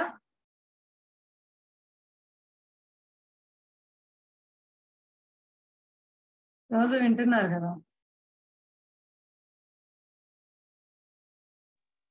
భక్తి చేయాలి మాతాజీ. భక్తి వచ్చేసి మనకు ఈ జన్మ మృత్యు వ్యాధుల చక్రం నుంచి విడుదల ఇస్తుంది. రజోగుణంలో కోరికలతో ఉండే వాళ్ళకు జన్మ అంటే వాళ్ళ యొక్క కర్మ ఫలితం ఉంటుంది మాతాజీ. వాళ్ళకు భక్తులకు ఉండదన్నమాట. భక్తుల కర్మ ఫలితం బంధించదు, వాళ్ళు అకర్మలు చేస్తారు. భక్తియుక్త కార్యక్రమాలన్నీ మనల్ని బంధించవు. అది పుణ్యము కాదు, పాపం కాదు. పుణ్యము బంధిస్తుంది. ఊర్ధ్వలోకాలకు పైలోకాలకు వెళ్ళినా స్వర్గలోకానికి వెళ్ళినప్పటికీ వాళ్ళు మళ్ళీ పుణ్యం క్షీణించగానే మళ్ళీ భౌతిక జగత్తులో, అంటే అదంతా స్వర్గం కూడా భౌతిక జగత్తే కాబట్టి అక్కడి నుంచి పతనమయ్యి భూలోకంలో మళ్ళీ జన్మ తీసుకోవాల్సి వస్తుంది. ఉన్నత లోకాలు కూడా భౌతిక జగత్తులోనే ఉండేది, బ్రహ్మలోకం కూడా. కాబట్టి బ్రహ్మ కూడా మరణం ఉంది. పైలోకాల్లో కూడా జన్మ మృత్యు జరా వ్యాధులు ఉన్నాయండి. కాకపోతే ఆయుష్ పరిమాణం ఎక్కువ, వాళ్ళకి ఆయుష్ పరిమాణం అనేది ఎక్కువ అన్నమాట, అంతే. కానీ అక్కడ కూడా మరణం అనేది ఉంది. ఇప్పుడు దేవతా జన్మంలో స్వర్గలోకంలో జన్మ తీసుకున్నప్పటికీ సత్వగుణం యొక్క ఫలితం ఏంటండి, వాళ్ళు పుణ్యకర్మలు చేస్తారు. పుణ్యకర్మలు చేయడం వల్ల వాళ్ళకు బ్యాంక్ బ్యాలెన్స్ పుణ్యఫలం వస్తుంది. దాన్ని ఖర్చు చేసుకోవడానికి వాళ్ళ కోరికానుసారము వాళ్ళు ఉన్నత లోకాల్లో జన్మ తీసుకుంటారు. కానీ ఉన్నత లోకంలో కూడా ఎక్కువ ఆయుష్ ఉంటుంది, ఎక్కువ సౌకర్యాలు ఉంటాయి, కానీ అవి కూడా నశిస్తాయి. వాళ్ళు మళ్ళీ వాళ్ళ పుణ్యం క్షీణించగానే మన బ్యాంక్ బ్యాలెన్స్ తగ్గుతుంది కదండి, ఖర్చు చేస్తుంటాం మనము. అక్కడ మనం జీవించడం ద్వారా ఆ సౌకర్యాలన్నీ పొందడం ద్వారా మన బ్యాంక్ బ్యాలెన్స్ తరిగిపోతుంది, మన పుణ్యం క్షీణిస్తుంది. ఎప్పుడైతే వాళ్ళ పుణ్యం క్షీణిస్తాదో వాళ్ళు మళ్ళీ భూలోకంలో జన్మ తీసుకోవాల్సి వస్తుంది. అక్కడ కూడా కష్టాలు ఉన్నాయండి. దేవతల కష్టాలు ఉన్నాయా లేవా? మనం చెప్పుకున్నాం దేవతల కష్టాలు ఉన్నాయా లేవా అనేది. ఉన్నాయి మాతాజీ. దేవతల కష్టాలు ఉన్నాయి కాబట్టి వాళ్ళు రాక్షసులు దాడి చేసినప్పుడు భయపడి వాళ్ళు యుద్ధంలో ఓడిపోతే అందుకు పరిగెత్తి విష్ణుమూర్తిని ఆశ్రయిస్తారు. కాబట్టి అక్కడ కూడా కష్టాలు ఉన్నాయండి. తర్వాత రజోగుణంలో ఏంటంటే రజోగుణంలో కూడా కోరికలే అండి. వాళ్ళకు కూడా కర్మ ఫలితం అనేది ఉంటుంది. వాళ్ళ కర్మానుసారము ఏమైతే వాళ్ళ ఫలితం పుణ్యం పాపం లభించిందో దాన్ని బట్టి వాళ్ళు జన్మ తీసుకోవాల్సి వస్తుంది. వాళ్ళ యొక్క కర్మ ఫలితం వల్ల, వాళ్ళ యొక్క కోరికల వల్ల. ఇంకా తమో గుణంలో జన్మించిన వాళ్ళు జంతువులుగా జన్మించాల్సి వస్తుందండి. పూర్తిగా వాళ్ళు వాళ్ళ యొక్క పాప జీవనము, వాళ్ళ యొక్క కోరికలు, ఎక్కువ నిద్రపోయే వాళ్ళు ధ్రువపు ఎలుగుబంటి అండి. ధ్రువపు ఎలుగుబంటి మన మంచులో ఎన్ని నెలలో నిద్రపోతుందండి. అలాగే లోపల అలాంటి హీనమైన జన్మలు పొందాల్సి వస్తుందండి. ఒక్కొక్క అంటే వాళ్ళ యొక్క కోరికలు, వాళ్ళ యొక్క కర్మలు ఇవన్నీ మనకు నెక్స్ట్ దేహాన్ని నిర్ణయిస్తాయి. కానీ భక్తులకు వాళ్ళు విశుద్ధ సత్వగుణంలో అండి వాళ్ళు చేసే కర్మలు, వాళ్ళ పుణ్యము పాపము ఏది బంధించదు. భక్తియుక్త సేవ అకర్మ కాబట్టి వాళ్ళు భగవద్ రాజ్యంలో ప్రవేశించగలుగుతారు. భగవంతుని కరుణచే వాళ్ళు భగవద్ రాజ్యంలో ప్రవేశించగలుగుతారు. అక్కడ జన్మ మృత్యు జరా వ్యాధులు ఉండవు, ఎటువంటి కష్టాలు ఉండవు. కేవలం ఆనందమే ఆనందము, పెరుగుతూ ఉంటుంది ఆనందం కూడా. భగవంతుని దివ్యలీలలో వాళ్ళు పాల్గొంటారు. వైకుంఠ లోకాలు, గోలోక బృందావనం. ఇది కేవలం అకర్మ అంటే కృష్ణ భక్తి రసభావిత కర్మలు అంటారండి. అంటే కృష్ణుని కోసం, కృష్ణుని ప్రియత్వం మనం చేసే కర్మల ద్వారా మనం బంధింపబడము. అవి అకర్మలు. మిగతా గుణాల్లో చేసే కర్మలన్నీ మనల్ని బంధిస్తాయి. మళ్ళీ ఈ భౌతిక జగత్తులోనే జన్మ తీసుకొని ఇక్కడే కష్టాలు పడేలాగా చేస్తాయి. అవి పై లోకాలు కావచ్చు, కింది లోకాలు కావచ్చు. ఇక్కడ గుణము, సత్వగుణము, రజోగుణము, తమో గుణము పట్టికలు ఇచ్చారు. ఇవి బంధించే విధానము. సత్వగుణం యొక్క భావము ఆనందము, సంతృప్తి, జ్ఞానము, ఆధిక్యత. వీళ్ళు అదే చెప్పుకున్నాం కదా, మంచి జ్ఞానం కలిగి ఉంటారు. అయితే ఇతరుల కంటే మేము గొప్పవాళ్ళమని భావిస్తూ ఉంటారు. పాపాత్మకమైన పనులు చేయరండి వీళ్ళు. సత్వగుణంలో ఉన్నవారు పుణ్యకార్యాలు చేస్తూ ఉంటారు. ఫలితం పుణ్యం వస్తుంది కాబట్టి పుణ్యం కూడా బంధిస్తుంది.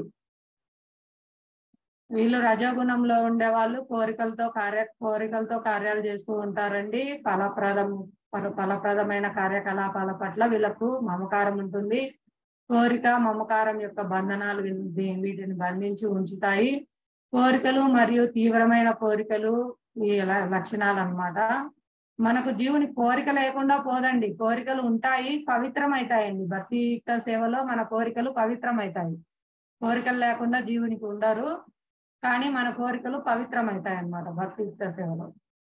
కానీ భౌతికమైన కోరికలు బంధిస్తాయి మనల్ని. ఎక్కువ అటాచ్మెంట్ కలిగి ఉంటారండి. గొప్ప మమకారము, ఫలప్రదమైన కార్యకలాపాలు, వాళ్ళ యొక్క కర్మల ద్వారా వాళ్ళు ఫలాలు కోరుకుంటారు. దానివల్ల వాళ్ళు కష్టాలు పొందుతారు అన్నమాట ఆ కార్యాల వలన. తమో గుణంలో వీళ్ళు చాలా పిచ్చితనంగా అంటే అజ్ఞానంతో ఉంటారు, బద్ధకంతో ఉంటారు, ఎక్కువ నిద్రపోతూ ఉంటారు. వీళ్ళు మాయలో పూర్తిగా ఏది నిజమో తెలుసుకోలేని స్థితిలో ఉంటారు. శరీరమే తామనే భావంలో ఉంటారు, అజ్ఞానంతో ఉంటారు. జడత్వం అంటే వాళ్ళు చురుకుగా ఉండారన్నమాట, చాలా తెలివి తక్కువగా ఉంటారు. మూర్ఖత్వం, దీని ఫలితం మూర్ఖత్వం అన్నమాట. ఇవి సత్వగుణము, రజోగుణము, తమో గుణం మనం ఎలా బంధిస్తున్నాయి, వాటి లక్షణాలు, వాటి ఫలితము ఈ పట్టికలో చూసాము. ఇవి ఈ భౌతిక జగత్తులో ఉన్న లోకాలండి. 14 లోకాలు చెప్తారు కదా. ఈ మధ్యలో భూలోకము, పైన భూవర్లోకము, సువర్లోకము, మహర్లోకము, జనలోకము, తపోలోకము, సత్యలోకము. సత్యలోకము బ్రహ్మలోకం అండి. అక్కడ బ్రహ్మ ఉంటారు సత్యలోకంలో. దాని కింద ఈ లోకాలన్నీ. పైన లోకాలు, కింద లోకాలు అతల, వితల, సుతల, తలాతల, మహాతల, రసాతల, పాతాల. ఇవన్నీ హెల్లిష్ అంటే నరకప్రాయమైనటువంటి నరకాలోకాలు, లోయర్ ప్లానెట్స్ తమోగుణం. మిడిల్ ప్లానెట్ ఇక్కడ మనం భూలోకంలో ఉన్నామండి మంచిగా. ఇప్పుడు దేవతలు కూడా ఈ కలియుగంలో భూలోకంలో జన్మ తీసుకొని హరే కృష్ణ మహామంత్రం చెప్పి వాళ్ళు వైకుంఠ లోకానికి వెళ్ళాలని కోరుకుంటారండి. చాలా ఉన్నతమైన అవకాశం వచ్చింది భూలోకంలో మానవ జన్మ అవకాశము. అందున శ్రీ చైతన్య మహాప్రభు ఆవిర్భవించిన ఈ కలియుగంలో మనకు జన్మ లభించింది. చాలా సుకృతవంతులు మనం అందరము. తప్పకుండా మనం ఈ అవకాశాన్ని చేజార్చుకోకుండా సద్వినియోగపరచుకోవాలండి. ప్రతి ఒక్కరూ హరే కృష్ణ హరే కృష్ణ కృష్ణ కృష్ణ హరే హరే హరే రామ రామ రామ హరే హరే. ఈ హరే కృష్ణ మహామంత్రాన్ని జపించండి. అంటే ఈ ఉన్నత లోకాల్లో కూడా జన్మ మృత్యు జరా వ్యాధులే అండి బంధిస్తాయి. మళ్ళీ వాళ్ళు పతనం కావాల్సిందే వాళ్ళ పుణ్యం క్షీణించగానే. కానీ భక్తి యోగం అనేది మనకు పుణ్య పాప కర్మలతో బంధించదు, మనల్ని భగవంతుని దగ్గరికి చేరుస్తుంది, భగవత్ ప్రేమని ఇస్తుంది. చాలా అద్భుతమైన అవకాశం అండి. భగవంతుడు తనని చేరే విధానం భగవద్గీతలో చాలా చక్కగా ఇచ్చారు. ఆచార్యులు దీన్ని చక్కగా మనతో ఆచరింపజేస్తున్నారు. మనం చక్కగా మన కాలాన్ని సద్వినియోగం చేసుకొని ఆచరిస్తే మనం చాలా శాశ్వతంగా ఆనందంగా ఉంటామండి. ఎప్పటికీ తరగని ఆనందం, శాశ్వతంగా కష్టాల నుంచి బయటపడి శాశ్వతంగా ఆనందంగా ఉంటాము. హరే కృష్ణ. ఎవరైనా చదువుతారండి ఈ శ్లోకము? భగవద్గీత 14వ అధ్యాయం 26వ శ్లోకం. ఎలా ఈ ప్రకృతి త్రిగుణాన్ని అతిక్రమించాలో చెప్తున్నారు భగవంతుడు. హరే మాతాజీ. హరే కృష్ణ. చెప్తా మాతాజీ. మాంజయోయభిచారేణ భక్తి యోగేన సేవతే సగుణాన్ సమతీత్వా తాన్ బ్రహ్మ భూయాయ కల్పతే. అన్ని పరిస్థితుల్లో యందు నిశ్చలయముగా నా సంపూర్ణమైన భక్తియుక్త సేవ యందు నిమగ్నుడయ్యుండు వాడు శీఘ్రమేవా భౌతిక ప్రకృతి త్రిగుణములను అతిక్రమించి బ్రహ్మ భావ స్థితిని పొందును. హరే కృష్ణ మాతాజీ. హరే కృష్ణ. ధన్యవాదాలు మాతాజీ. ఇక్కడ భగవంతుడు ప్రకృతి త్రిగుణాలను అతిక్రమించే విధానం చెప్తున్నారండి. అన్ని పరిస్థితుల యందు నిశ్చలముగా అవ్యభిచారిణి. వ్యభిచారి ఏం చేస్తుందండి? ఒక భర్తతో ఉండదు, తిరుగుతూ ఉంటది వ్యభిచారి. కానీ అవ్యభిచారిణి మనసు అలా ఉందండి. భగవంతుని యందు లేకుండా మనకి ఇప్పుడు వ్యభిచారి మనసు అన్నమాట.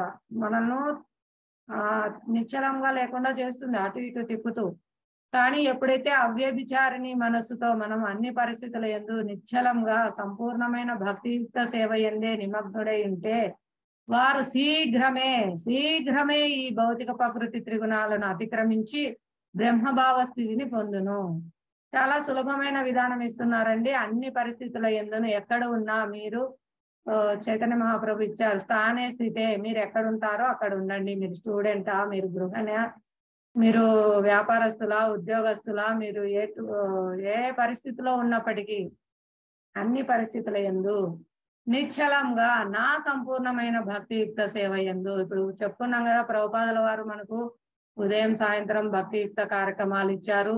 వాటన్నిటిని మనం పాటిస్తూ సంపూర్ణంగా మనం మన మనస్సును భక్తియుక్త సేవ యందే నిలిపితే వాళ్ళు శీఘ్రమే వెంటనే ఈ భౌతిక ప్రకృతి త్రిగుణాలను అతిక్రమిస్తారండి. వాళ్ళు పూర్తిగా బ్రహ్మభావ స్థితిని పొందుతారు. అంటే పూర్తిగా భగవంతుని యొక్క చైతన్యంతో భగవంతుని సేవలో భగవత్ ప్రేమలో నిండి ఉంటారనమాట.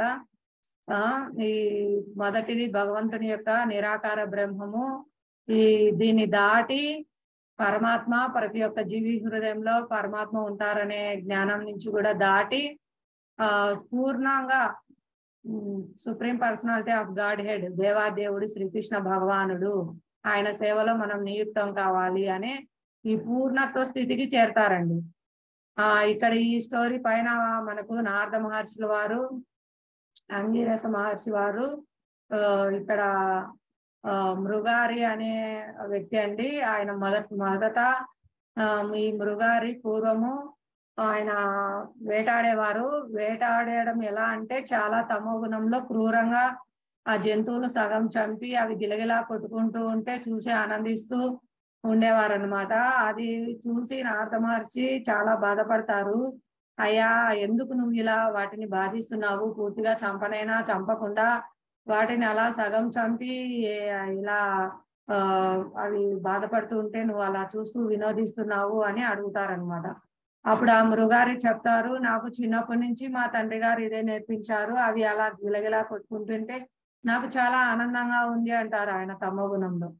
అప్పుడు నారద మహర్షి ఎంతో బాధపడతారు. ఇది చాలా పాపకార్యము, నువ్వు ఇలాంటి పనులు చేయవద్దు, దానివల్ల నువ్వు ఎన్నో కష్టాలు పాలవుతావు, ఇది పాపం అంతా నిన్ను బంధిస్తుంది, ఈ పాప ఫలితాన్ని అంతా నువ్వు అనుభవించాల్సి వస్తుంది, నువ్వు చాలా ఘోరమైన కష్టాలు పడతావు అని చెప్తే, మరి ఈ కార్యం చేయకపోతే నేను నా కుటుంబాన్ని పోషించుకోవాలి, నా కుటుంబానికి జీవనాధారం ఈ వేట వృత్తియే, నేను వీటన్నింటినీ చంపి ఈ మాంసం అమ్ముకొని నేను జీవిస్తున్నాను, నా కుటుంబాన్ని పోషిస్తున్నాను, మరి నేను ఏం చేయాలి అని అడిగితే, నేను ఇదే చేస్తున్నాను, నాకు ఇదే వచ్చు అంటే, అప్పుడు వెళ్ళి నీ కుటుంబ సభ్యులను అడుగు, నువ్వు వాళ్ళని పోషించడం కోసం ఈ పాపకార్యం చేస్తున్నావు, ఈ పాప ఫలితాన్ని వాళ్ళు స్వీకరిస్తారా, వాళ్ళు పంచుకుంటారా, నేను చేసే ఈ పని వల్ల ఈ మృగాలన్నిటినీ ఈ క్రూరంగా చంపడం వల్ల వచ్చే పాపాన్ని మీరు పంచుకుంటారా, మీకోసమే కదా నేను చేస్తున్నాను అని వెళ్ళి వాళ్ళని అడగమని చెప్తారు. అప్పుడు ఆయన ఇంటికి వెళ్ళి వాళ్ళ భార్య పిల్లలను అడుగుతారనమాట. నేను ఈ విధంగా జంతువులన్నిటిని వేటాడి పక్షులను వేటాడి చంపడం వల్ల నాకు చాలా పాపం సంక్రమిస్తుంది, నేను మీకోసమే కదా ఇంత పాపం చేస్తున్నాను, మీరు దీన్ని పంచుకోవాలి అని అడుగుతారనమాట. అరే మేమెందుకు పంచుకుంటాము, మాకేం సంబంధము, మేము నీ పాపాన్ని ఎందుకు పంచుకుంటాం, నీ పాపం నువ్వు అనుభవించాల్సిందే, నువ్వు మమ్మల్ని పోషించే బాధ్యత మాత్రమే నీది అని వాళ్ళు చెప్తారండి. అప్పుడు ఆయనకు రియలైజేషన్ అవుతుంది, అయ్యో నా పాపం మొత్తం నేనే పంచుకోవాలా, వీళ్ళ కోసం నేను పాపకార్యాలు చేయాలా, ఈ పాపం అంతా నేనే అనుభవించాలా, వీళ్ళని పోషించడం కోసం నేను ఎందుకు ఇటువంటి పాపకార్యాలు చేయాలి అని ఆయనకు ఆలోచన వస్తుంది అనమాట. చూడండి, ప్రతి ఒక్కరము మనము మన పిల్లల కోసము, మన ఆనందం కోసము మనం తెలియక ఎన్నో పాపకార్యాలు చేస్తూ ఉంటాము, అవన్నీ మనమే అనుభవించాలండి. వాళ్ళ కోసం పాపాలు చేసినప్పటికీ వాళ్ళెవరు మన పాపాన్ని పంచుకోరు, మన పాప కర్మ ఫలితం మనమే పంచుకోవాలి, మనమే అనుభవించాలి, మనమే దాన్ని శిక్ష పొందాలి.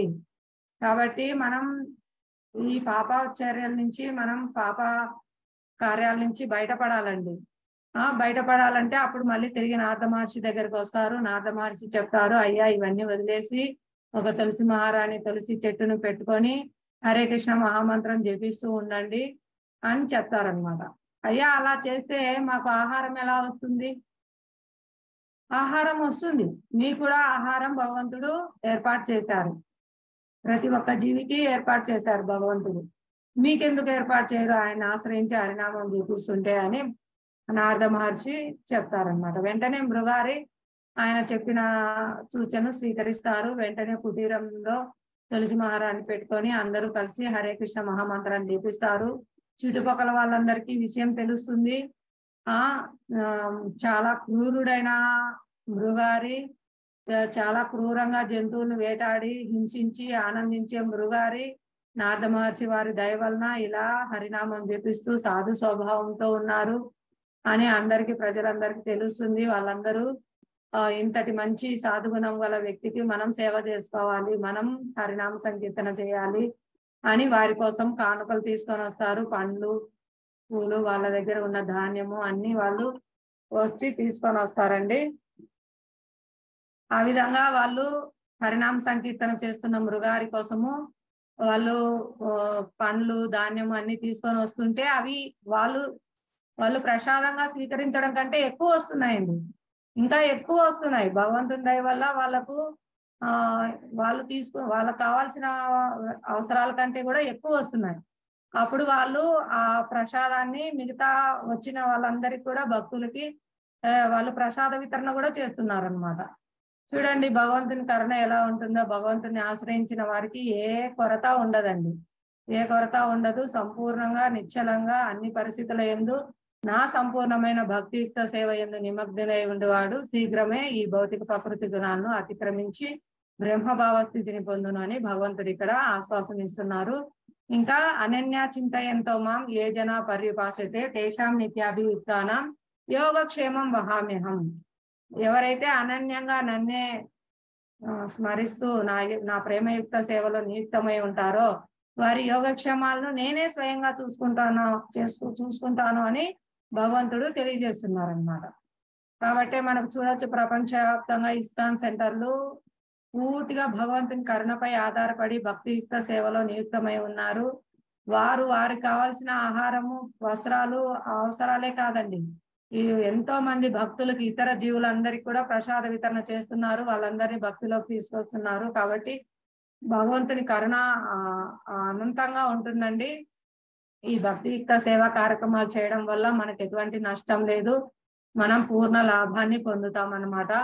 మనం చివరిగా ఈ భౌతిక జగత్తులోనే మనం ఆనందంగా ఉంటాము. మళ్ళీ శరీరం వదిలిపెట్టిన తర్వాత ఆధ్యాత్మిక జగత్తుకు వెళ్ళి శాశ్వతంగా ఆనందంగా ఉంటాము. హరే కృష్ణ. ఎవరైనా ఈ శ్లోకం చదువుతారా? 14వ అధ్యాయము 27వ శ్లోకము.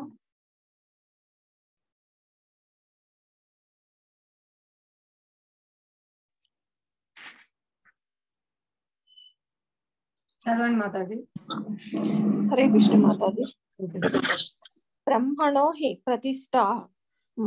ప్రతిష్ఠాః మామృతస్య అవ్యయస్య చ శాశ్వతస్య చ ధర్మస్య సుఖసైకాంతికస్య చ అమరమును అనస్వరమును శాశ్వతమును పరమానందమునకు సహజ స్థితియను అగు నిరాకార బ్రహ్మమునకు నేను మూలాధారమునై ఉన్నాను. హరే కృష్ణ మాతాజీ. హరే కృష్ణ. ధన్యవాదాలు మాతాజీ. ఈ త్రిగుణాలకు అతీతమైన స్థితి ఏంటంటే అమరము అంటే మరణం లేనిది, అనస్వరము నశ్వరం లేనిది, శాశ్వతమైంది, పరమానందము దుఃఖాలు లేనటువంటిది, శాశ్వతమైన ఆనందము, సహజ స్థితి కూడా అండి. జీవుని యొక్క సహజ స్థితి ఆనందమయ అభ్యాస్. భగవంతుడు ఎలా ఆనందంగా ఉంటారో జీవుడి స్థితి కూడా అలా ఆనందంగా ఉండడమే అండి. ఎప్పుడైతే మనం ఈ త్రిగుణాలకు లోబడి ఉన్నామో, ఈ దేహంతో మమేకమై ఉన్నామో, అప్పుడు మనం దుఃఖాలు అనుభవిస్తున్నాం త్రిగుణ ప్రభావం వల్ల. ఎప్పుడైతే ఈ భగవంతుని యొక్క భక్తియుక్త సేవలో సంపూర్ణంగా నిమగ్నమై ఉంటారో వాళ్ళు వెంటనే శీఘ్రమే ఈ ఆనంద స్థితికి వస్తారండి. ఈ నిరాకార బ్రహ్మం కూడా నేనే మూలాధారణమై ఉన్నానని ఇక్కడ భగవంతుడు చెప్తున్నారు అన్నమాట. ఆధ్యాత్మిక జగత్తులో కార్యకలాపాలు ఉంటాయండి.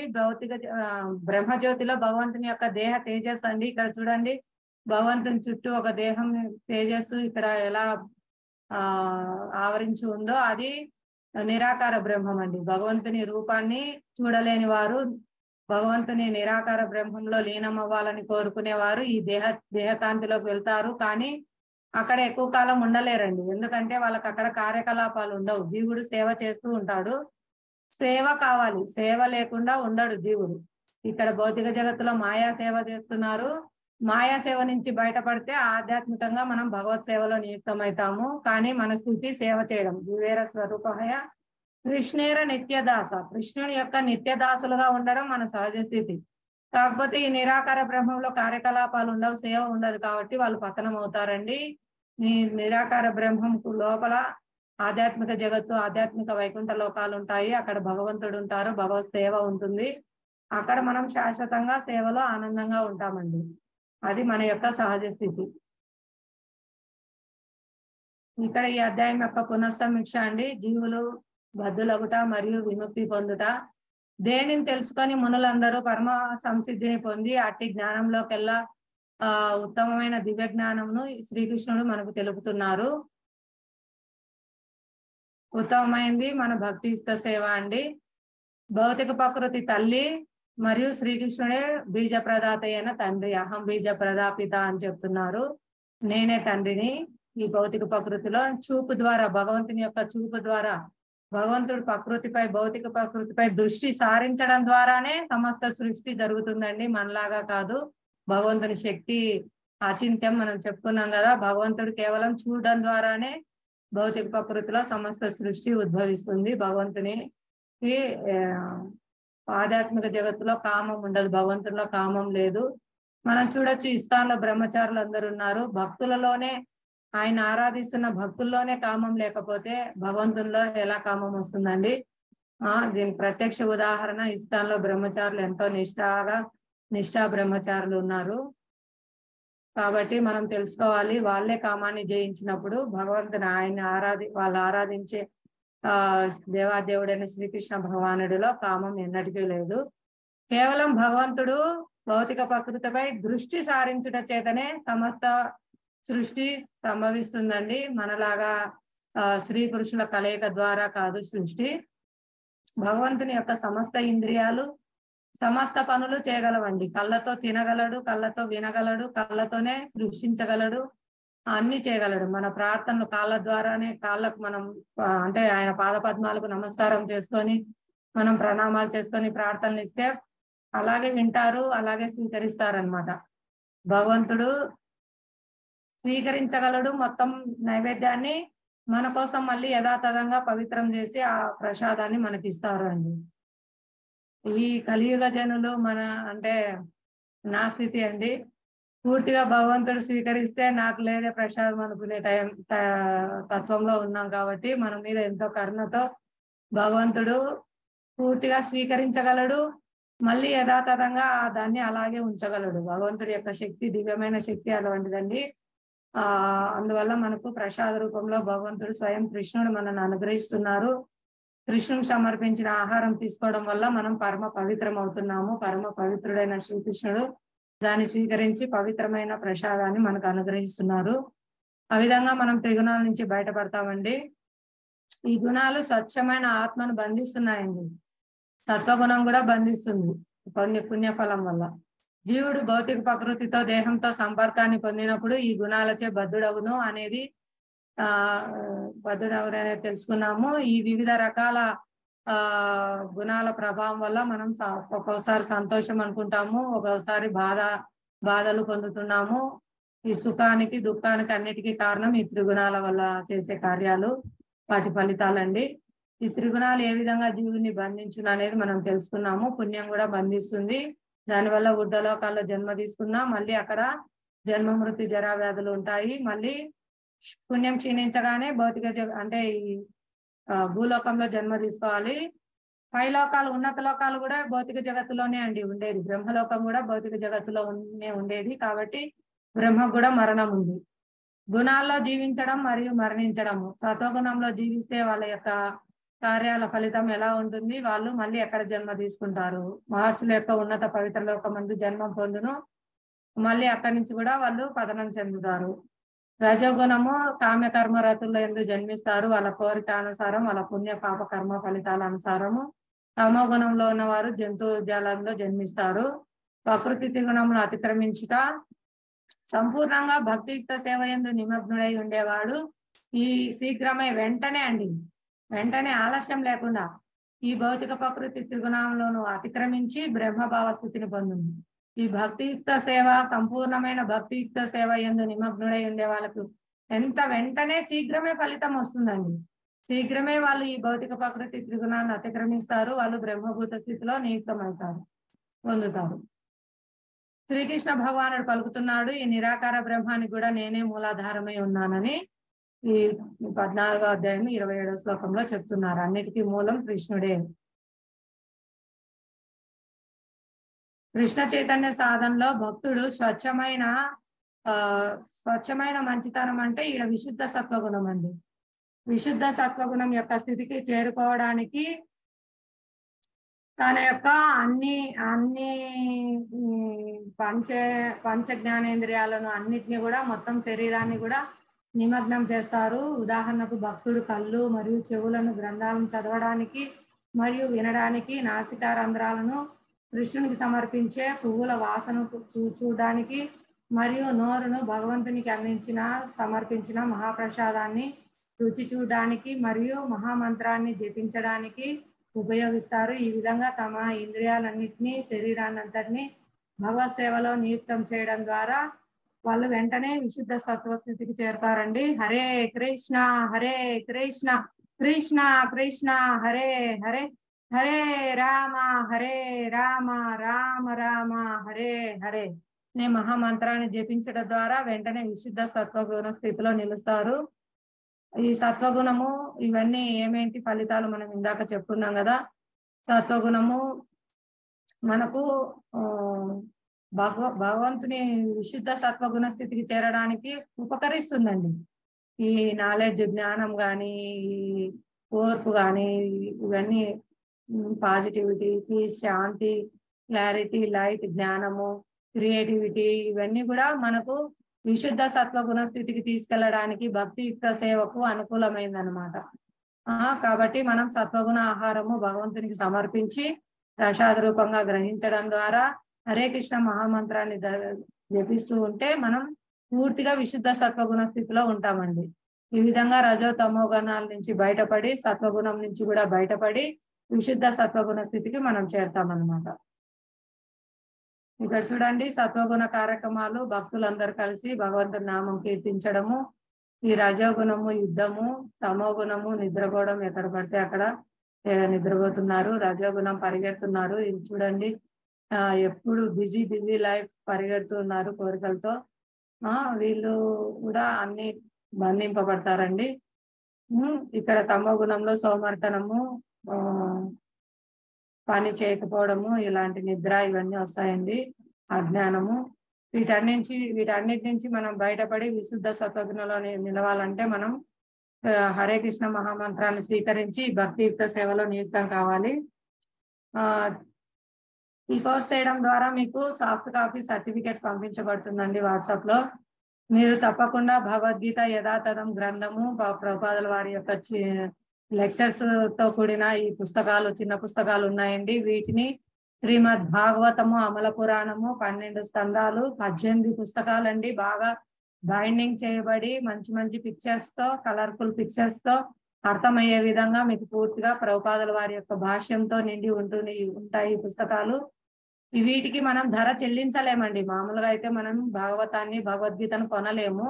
కేవలం పుస్తకం యొక్క ముద్రణకు, పేపర్ కోసము, ఈ ముద్రించి బైండింగ్ చేసిన దానికోసము, రవాణా చేసిన దానికోసము మనం ట్రాన్స్పోర్ట్ ఖర్చులు ఇవి మాత్రమే చెల్లిస్తున్నామండి.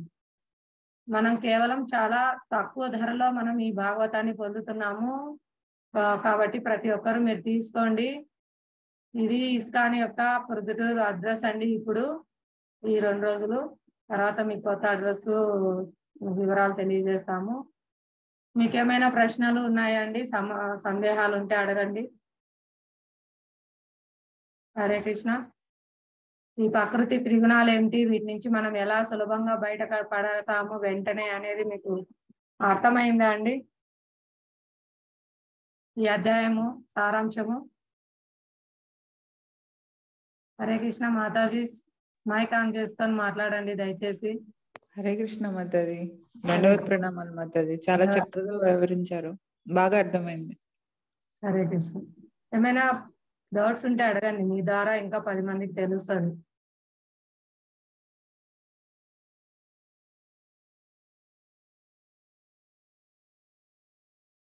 అందరికీ అర్థమైతే మనం తప్పకుండా చక్కగా డౌట్ భగవంతునికి సమర్పించాలి అన్నారు కదా. చెప్పండి మాతాజీ. భగవంతుని సమర్పించి మనం తీసుకోవాలన్నారు కదా, అది ఎలా సమర్పిస్తారు ఏందో ఒకసారి వివరణ ఇవ్వండి మాతాజీ. మాతాజీ, మనకు కొన్ని శ్లోకాలు ఇవ్వబడ్డాయి. గురువు ద్వారా మనం సమర్పించాలి. మనం డైరెక్ట్ గా భగవంతునికి దగ్గరికి వెళ్ళలేము. కాబట్టి మన సేవలు కానీ, మన ప్రార్థనలు కానీ మనం ప్రతిదీ భగవంతునికి మన గురువు ద్వారా అందిస్తాము. ఆయన వాళ్ళ గురువుకి అందిస్తారు. అలా పరంపరలో కృష్ణుని వరకు వెళ్తుంది ఆ సేవ. అక్కడ కృష్ణుడి నుంచి ఆశీర్వాదము, శక్తి అన్ని మనకు పరంపరలో మన పైన ఉండే వాళ్ళ ద్వారా మనకు లభిస్తాయండి. కొన్ని ఇప్పుడు మనం ప్రభుపాదుల వారి శ్లోకం ఉంది కదా, ప్రణామంత్రము, ప్రభుపాదుల వారి ప్రణామంత్రము, శ్రీ చైతన్య మహాప్రభు ప్రణామంత్రము, శ్రీకృష్ణ భగవాను యొక్క ప్రణామంత్రము చదువుతారండి.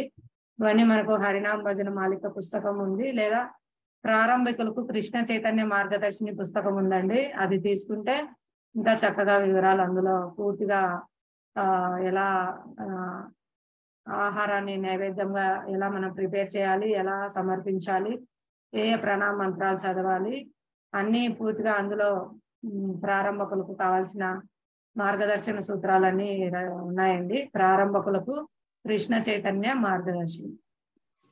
హరే కృష్ణ మాతాజీ. కుదిరితే రేపు కానీ వాళ్ళకి కానీ గ్రూప్ లో మీరు ఆ పుస్తకం యొక్క ఫోటో పెట్టండి మాతాజీ. ఓకే మాతాజీ, ట్రై చేస్తాను. ఉంది నా దగ్గర, పంపిస్తానండి. ఇంకా ఈరోజు ఈవినింగ్ మంగళహారతికి వచ్చే భక్తులకు ఫీస్ట్ ఉందండి. మీరు మీ ప్రభుతో కలిసి రండి. జ్యోష్నా మాతాజీ మంగళహారతికి వస్తున్నారు కదా. తప్పకుండా మాతాజీ. హరే కృష్ణ. హరే కృష్ణ. మనం త్వరలో టెంపుల్ అడ్రస్ చేంజ్ అవుతుందండి. రేపు మార్చవచ్చు, ఎల్లుండి అక్కడే ఉండొచ్చు, ప్రకటిస్తారు రేపు మంగళహారతిలో. ఇంకా ఎవరికైనా ప్రశ్నలు సందేహాలు ఉంటే అడగండి. చాలా సులభం అండి, సులభమైన విధానం ఇది, కష్టమైన ఏం కాదు.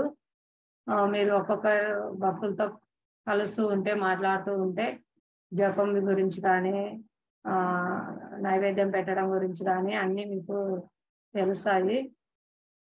మీరు పండ్లు తీసుకొని వచ్చినా అవి వాటిని కడిగి శుభ్రంగా ఒక తులసి పెట్టి భగవంతునికి సమర్పించండి. ప్రసాద రూపంగా అందరికీ, ఇంట్లో వారికి ఆ పండ్లన్నింటినీ ఇవ్వండి. అదే చాలా సులభం అండి.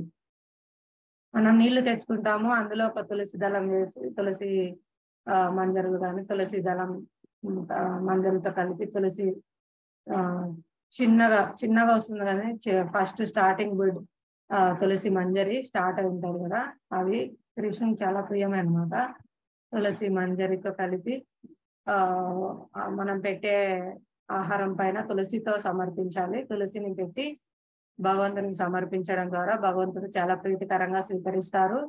మళ్ళీ వాటిని మనం ప్రసాదంగా అనుగ్రహిస్తారు. వాటిని మనం ఇంట్లో వాళ్ళకు, బంధువులకు, స్నేహితులకు ఎవరికైనా ప్రసాదం ఇవ్వచ్చండి. చాలా సులభమైన విధానం. నీరు, ఆహారము అన్నీ మనకు భగవంతుడే ఇచ్చారు. నువ్వే ఇచ్చావు కృష్ణ, దయచేసి వీటిని స్వీకరించి మాకు ప్రసాదంగా అనుగ్రహించు, పవిత్రం చేయ మమ్మల్ని అంటే మనం ప్రేమగా ఇవ్వడం అండి. భగవంతుడు మనకు అన్ని సమకూర్చారు.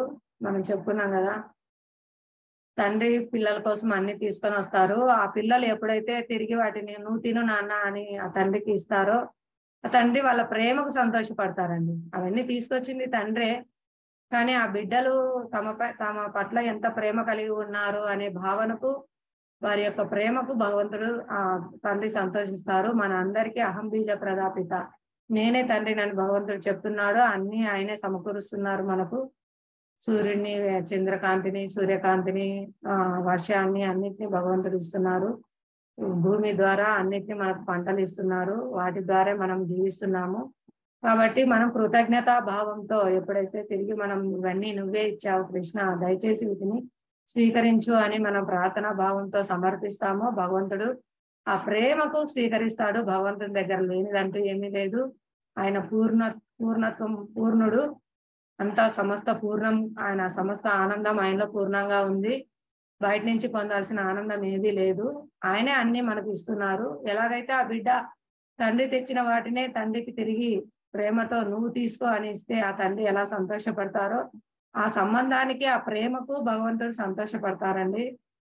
అన్ని భగవంతుడు ఇస్తున్నవే, మనం ఏమి ఇవ్వలేము. ఈ శరీరం భగవంతుడే, ఈ ఆత్మ భగవంతుడే. దీన్ని సద్వినియోగపరచుకొని మనం వినియోగించి భగవంతుని సమర్పించడం ద్వారా ఒక పువ్వు, ఒక తులసి దళము, ఒక పండు, కొంచెం నీరు, మనం చేసుకున్న అన్నం కానీ ఏదైనా మనం చేసుకున్న ప్రతిదీ, చపాతి, పూరి, ఇస్తాన్లో మనకు అన్ని నేర్పిస్తారండి. ప్రతిదీ భగవంతునికి సమర్పించి తీసుకోవడము. ఎప్పుడన్నా పండగలకు వస్తే మనం పాయసం చేసి పెట్టడం కాదు. ప్రతిరోజు మన ఇంట్లో ఏమైతే చేస్తామో వాటన్నిటినీ మనం భగవంతునికి సమర్పించి ప్రసాద రూపంగా తీసుకోవడము.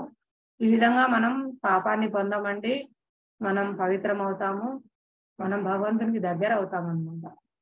మనం కృష్ణ ప్రేమను పొందుతాం. ఇది చాలా ముఖ్యమైన విషయము. చాలా ధన్యవాదాలు మాతాజీ, అందరు క్లాస్ విన్నందుకు చాలా ధన్యవాదాలు అందరికీ. ఈరోజు మనం హరే కృష్ణ మహామంత్రాన్ని చెప్పిద్దాము. జపం చేసే విధానం ఉందండి. జపమాలతో మనం అందరం భజనం చేసే విధానం ఉంది. భజనలో ఒకరు చెప్తూ ఉంటే మిగతా వాళ్ళు పలుకుతారండి. ఈ జపం వచ్చేసి అందరు, ప్రతి ఒక్కరు ఎవరికి వాళ్ళు జపం చేస్తారు, మంత్రా జపము. మొదట మనం జపమాల మీద జపం చేసే విధానం ఈరోజు మీకు చెప్తున్నాను. జపమాల అండి, ప్రతి ఒక్క ఇస్కాన్ సెంటర్ లో మీకు జపమాల లభిస్తుంది. ఈ పైన మణిపూస అండి, ఇది మణిపూస అంటారు, పెద్ద పూస మిడిల్లో ఉంటుంది మణిపూస. ఇది తల్లి పూస వంటిది. ఈ పూస మీద మనం జై శ్రీ కృష్ణ చైతన్య ప్రభు నిత్యానంద శ్రీ అద్వైత గదాధర శ్రీవాసాది గౌర భక్త బృంద, మనం పంచతత్వమైనటువంటి చైతన్య మహాప్రభువును, నిత్యానంద ప్రభువును, అద్వైతాచార్యులను, గదాధర పండితుల్ని, శ్రీవాస పండితుల్ని, మిగతా గౌరాంగ అంటే బంగారు వర్ణంతో ఉన్నటువంటి చైతన్య మహాప్రభువుని గౌరాంగుడు అని పిలుస్తారు. ఈ గౌర భక్తులు అందరినీ, బృందాన్ని అంతటిని మనం ప్రార్థన చేస్తామండి. మనం మన కృష్ణ ప్రేమను ఇవ్వమని, మనం ఎటువంటి అపరాధాలు చేయకుండా హరినామాన్ని జపించాలని వారికి ప్రార్థన చేసి మనం జపం స్టార్ట్ చేస్తామండి. కాబట్టి ఫస్ట్ మనం పంచతత్వ మంత్రం జపం చేయాలి, అంటే వాళ్ళని ప్రార్థన చేయాలి. తర్వాత మొదటి పూస మీద మొత్తం మంత్రం, ప్రతి ఒక్క పూస మీద 108 పూసలు ఉంటాయండి. ప్రతి ఒక్క పూస మీద మొత్తం మహామంత్రాన్ని 32 అక్షరాలు మనం పలకాలండి. మొదటి పూస మీద మొత్తం మహామంత్రం పలికి తర్వాత మనం రెండో పూసకు వెళ్ళాలి, అక్కడ మొత్తం మహామంత్రం పలకాలి. ఈ విధంగా 108 పూసలు చేసిన తర్వాత తిరిగి మళ్ళీ మనం పంచతత్వ మంత్రం చెప్పి జపమాల ఏదైతే చివరి పూస 108 పూస అవుతుందో అది తిరిగి ఇట్లా తిప్పి పట్టుకోవడం ద్వారా అది మళ్ళీ మొదటి పూస అవుతుంది. ఈ తల్లి పూస దాటి మనం మళ్ళీ రావద్దండి. తల్లి పూస మీద మళ్ళీ పంచతత్వ మంత్రం చెప్పి ఈ చివరి 108 పూస 108వ పూసకు వచ్చింటాం కదా మహామంత్రం చెప్తూ, ఆ 108వ పూసనే మళ్ళీ మనం మొదటి పూసగా తిరిపి పట్టుకోవాలన్నమాట. ఈ తల్లి పూస దాటకుండా ఈ తల్లి పూస మీద మళ్ళీ మణిపూస అండి, మణిపూస మీద మళ్ళీ మనం పంచతత్వ మంత్రం పలకాలి. ఏదైతే 108వ పూసకు వచ్చామో ఆ 108వ పూసను తిరిగి మనం మొదటి పూసగా పట్టుకొని హరే కృష్ణ మహామంత్రాన్ని జపిస్తూ చుట్టూ అన్ని 108 పూసలు పూర్తయిన తర్వాత మళ్ళీ 108వ పూసకు వస్తాము. అప్పుడు కూడా మళ్ళీ ఈ మణిపూస దాటద్దండి, దీనిపై మళ్ళీ పంచతత్వ మంత్రం చెప్పాలి. మళ్ళీ ఈ 108 చివరి పూసను మొదటి పూసగా తీసుకొని మనం మహామంత్రం జపించాలి. ఈ విధంగా జపంతో జపమాలతో జపం చేస్తారండి. ఈ మొదటి పూస మీద హరే కృష్ణ కృష్ణ కృష్ణ హరే హరే హరే రామ రామ రామ హరే హరే. ఈ మహామంత్రాన్ని మొత్తం పలుకుతారండి. 32 అక్షరాలు బీజాక్షరాలండి, మంత్రం యొక్క బీజాక్షరాలు పూర్తిగా పలకాలి. పూర్తిగా పలికిన తర్వాత ఇంకో పూస మీద మళ్ళీ మహామంత్రం పూర్తిగా పలకాలి. ఈ చూపుడు వేలు ఇలా పెట్టుకోవాలండి. చూపుడు వేలు తాకించకూడదు జపమాల పైన. బొటన వేలు మధ్య వేలు మీద జపమాల ఉంటుందండి. చూపుడు వేలు పక్కన ఉంటుంది. ఈ యొక్క బొటన వేలుతో పూస పట్టుకోవాలి, మంత్రం జపించాలి, మన వైపు లాక్కోవాలండి పూసను. అయిపోయిన పూసను మహామంత్రం జపించిన తర్వాత ఆ పూసను మన వైపు లాక్కోవాలి. మళ్ళీ రెండవ పూస పట్టుకోవాలి. మళ్ళీ దాని మీద హరే కృష్ణ కృష్ణ కృష్ణ హరే హరే హరే రామ రామ రామ హరే హరే అని జపించి ఆ పూసను మళ్ళీ మన వైపు లాక్కోవాలి. మూడో పూస పట్టుకోవాలి. హరే కృష్ణ కృష్ణ కృష్ణ హరే హరే హరే రామ రామ రామ హరే హరే అని మళ్ళీ నాలుగో పూస పట్టుకోవాలి. ఈ విధంగా ప్రతి ఒక్క పూస మీద మహామంత్రాన్ని మనం జపించాలి. ఈ విధంగా 108 పూసలు చేస్తే ఒక మాల అవుతుందండి. ఇది హరే కృష్ణ మహామంత్రం జపించే విధానము జపమాల మీద. చాలా సులభం అండి. చాలా మనం నిదానంగా జపించిన 10 నిమిషాల్లో జపించవచ్చు. రోజు ఫాస్ట్ గా జపించే వారికి 7.5 నిమిషం పడుతుందండి. 15 నిమిషాల్లో 2 మాలలు అవుతాయి బాగా స్పీడ్ గా జపించే వారికి. అయితే తప్పుపోకుండా జపించాలండి. 32 అక్షరాలు పలకడం ముఖ్యము, వినడం ముఖ్యము.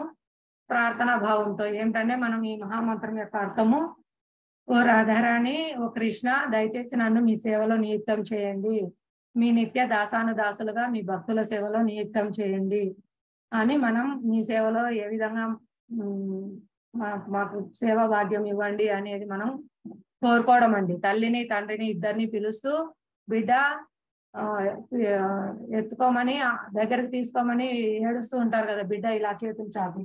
అలా అర్థం అండి. కీర్తనలో ఎందుకు చేతులు చేస్తారంటే, ఓ తల్లి ఓ తండ్రి కృష్ణ రాధారాణి దయచేసి మమ్మల్ని మీ దగ్గరికి తీసుకోండి అని వేడుకోవడం అండి. బిడ్డ ఏడుస్తూ చేతులు చాపితే తల్లిదండ్రులు ఎత్తుకోకుండా ఉంటారండి, వెంటనే వెతుకుంటారు చేతులు చాపగానే.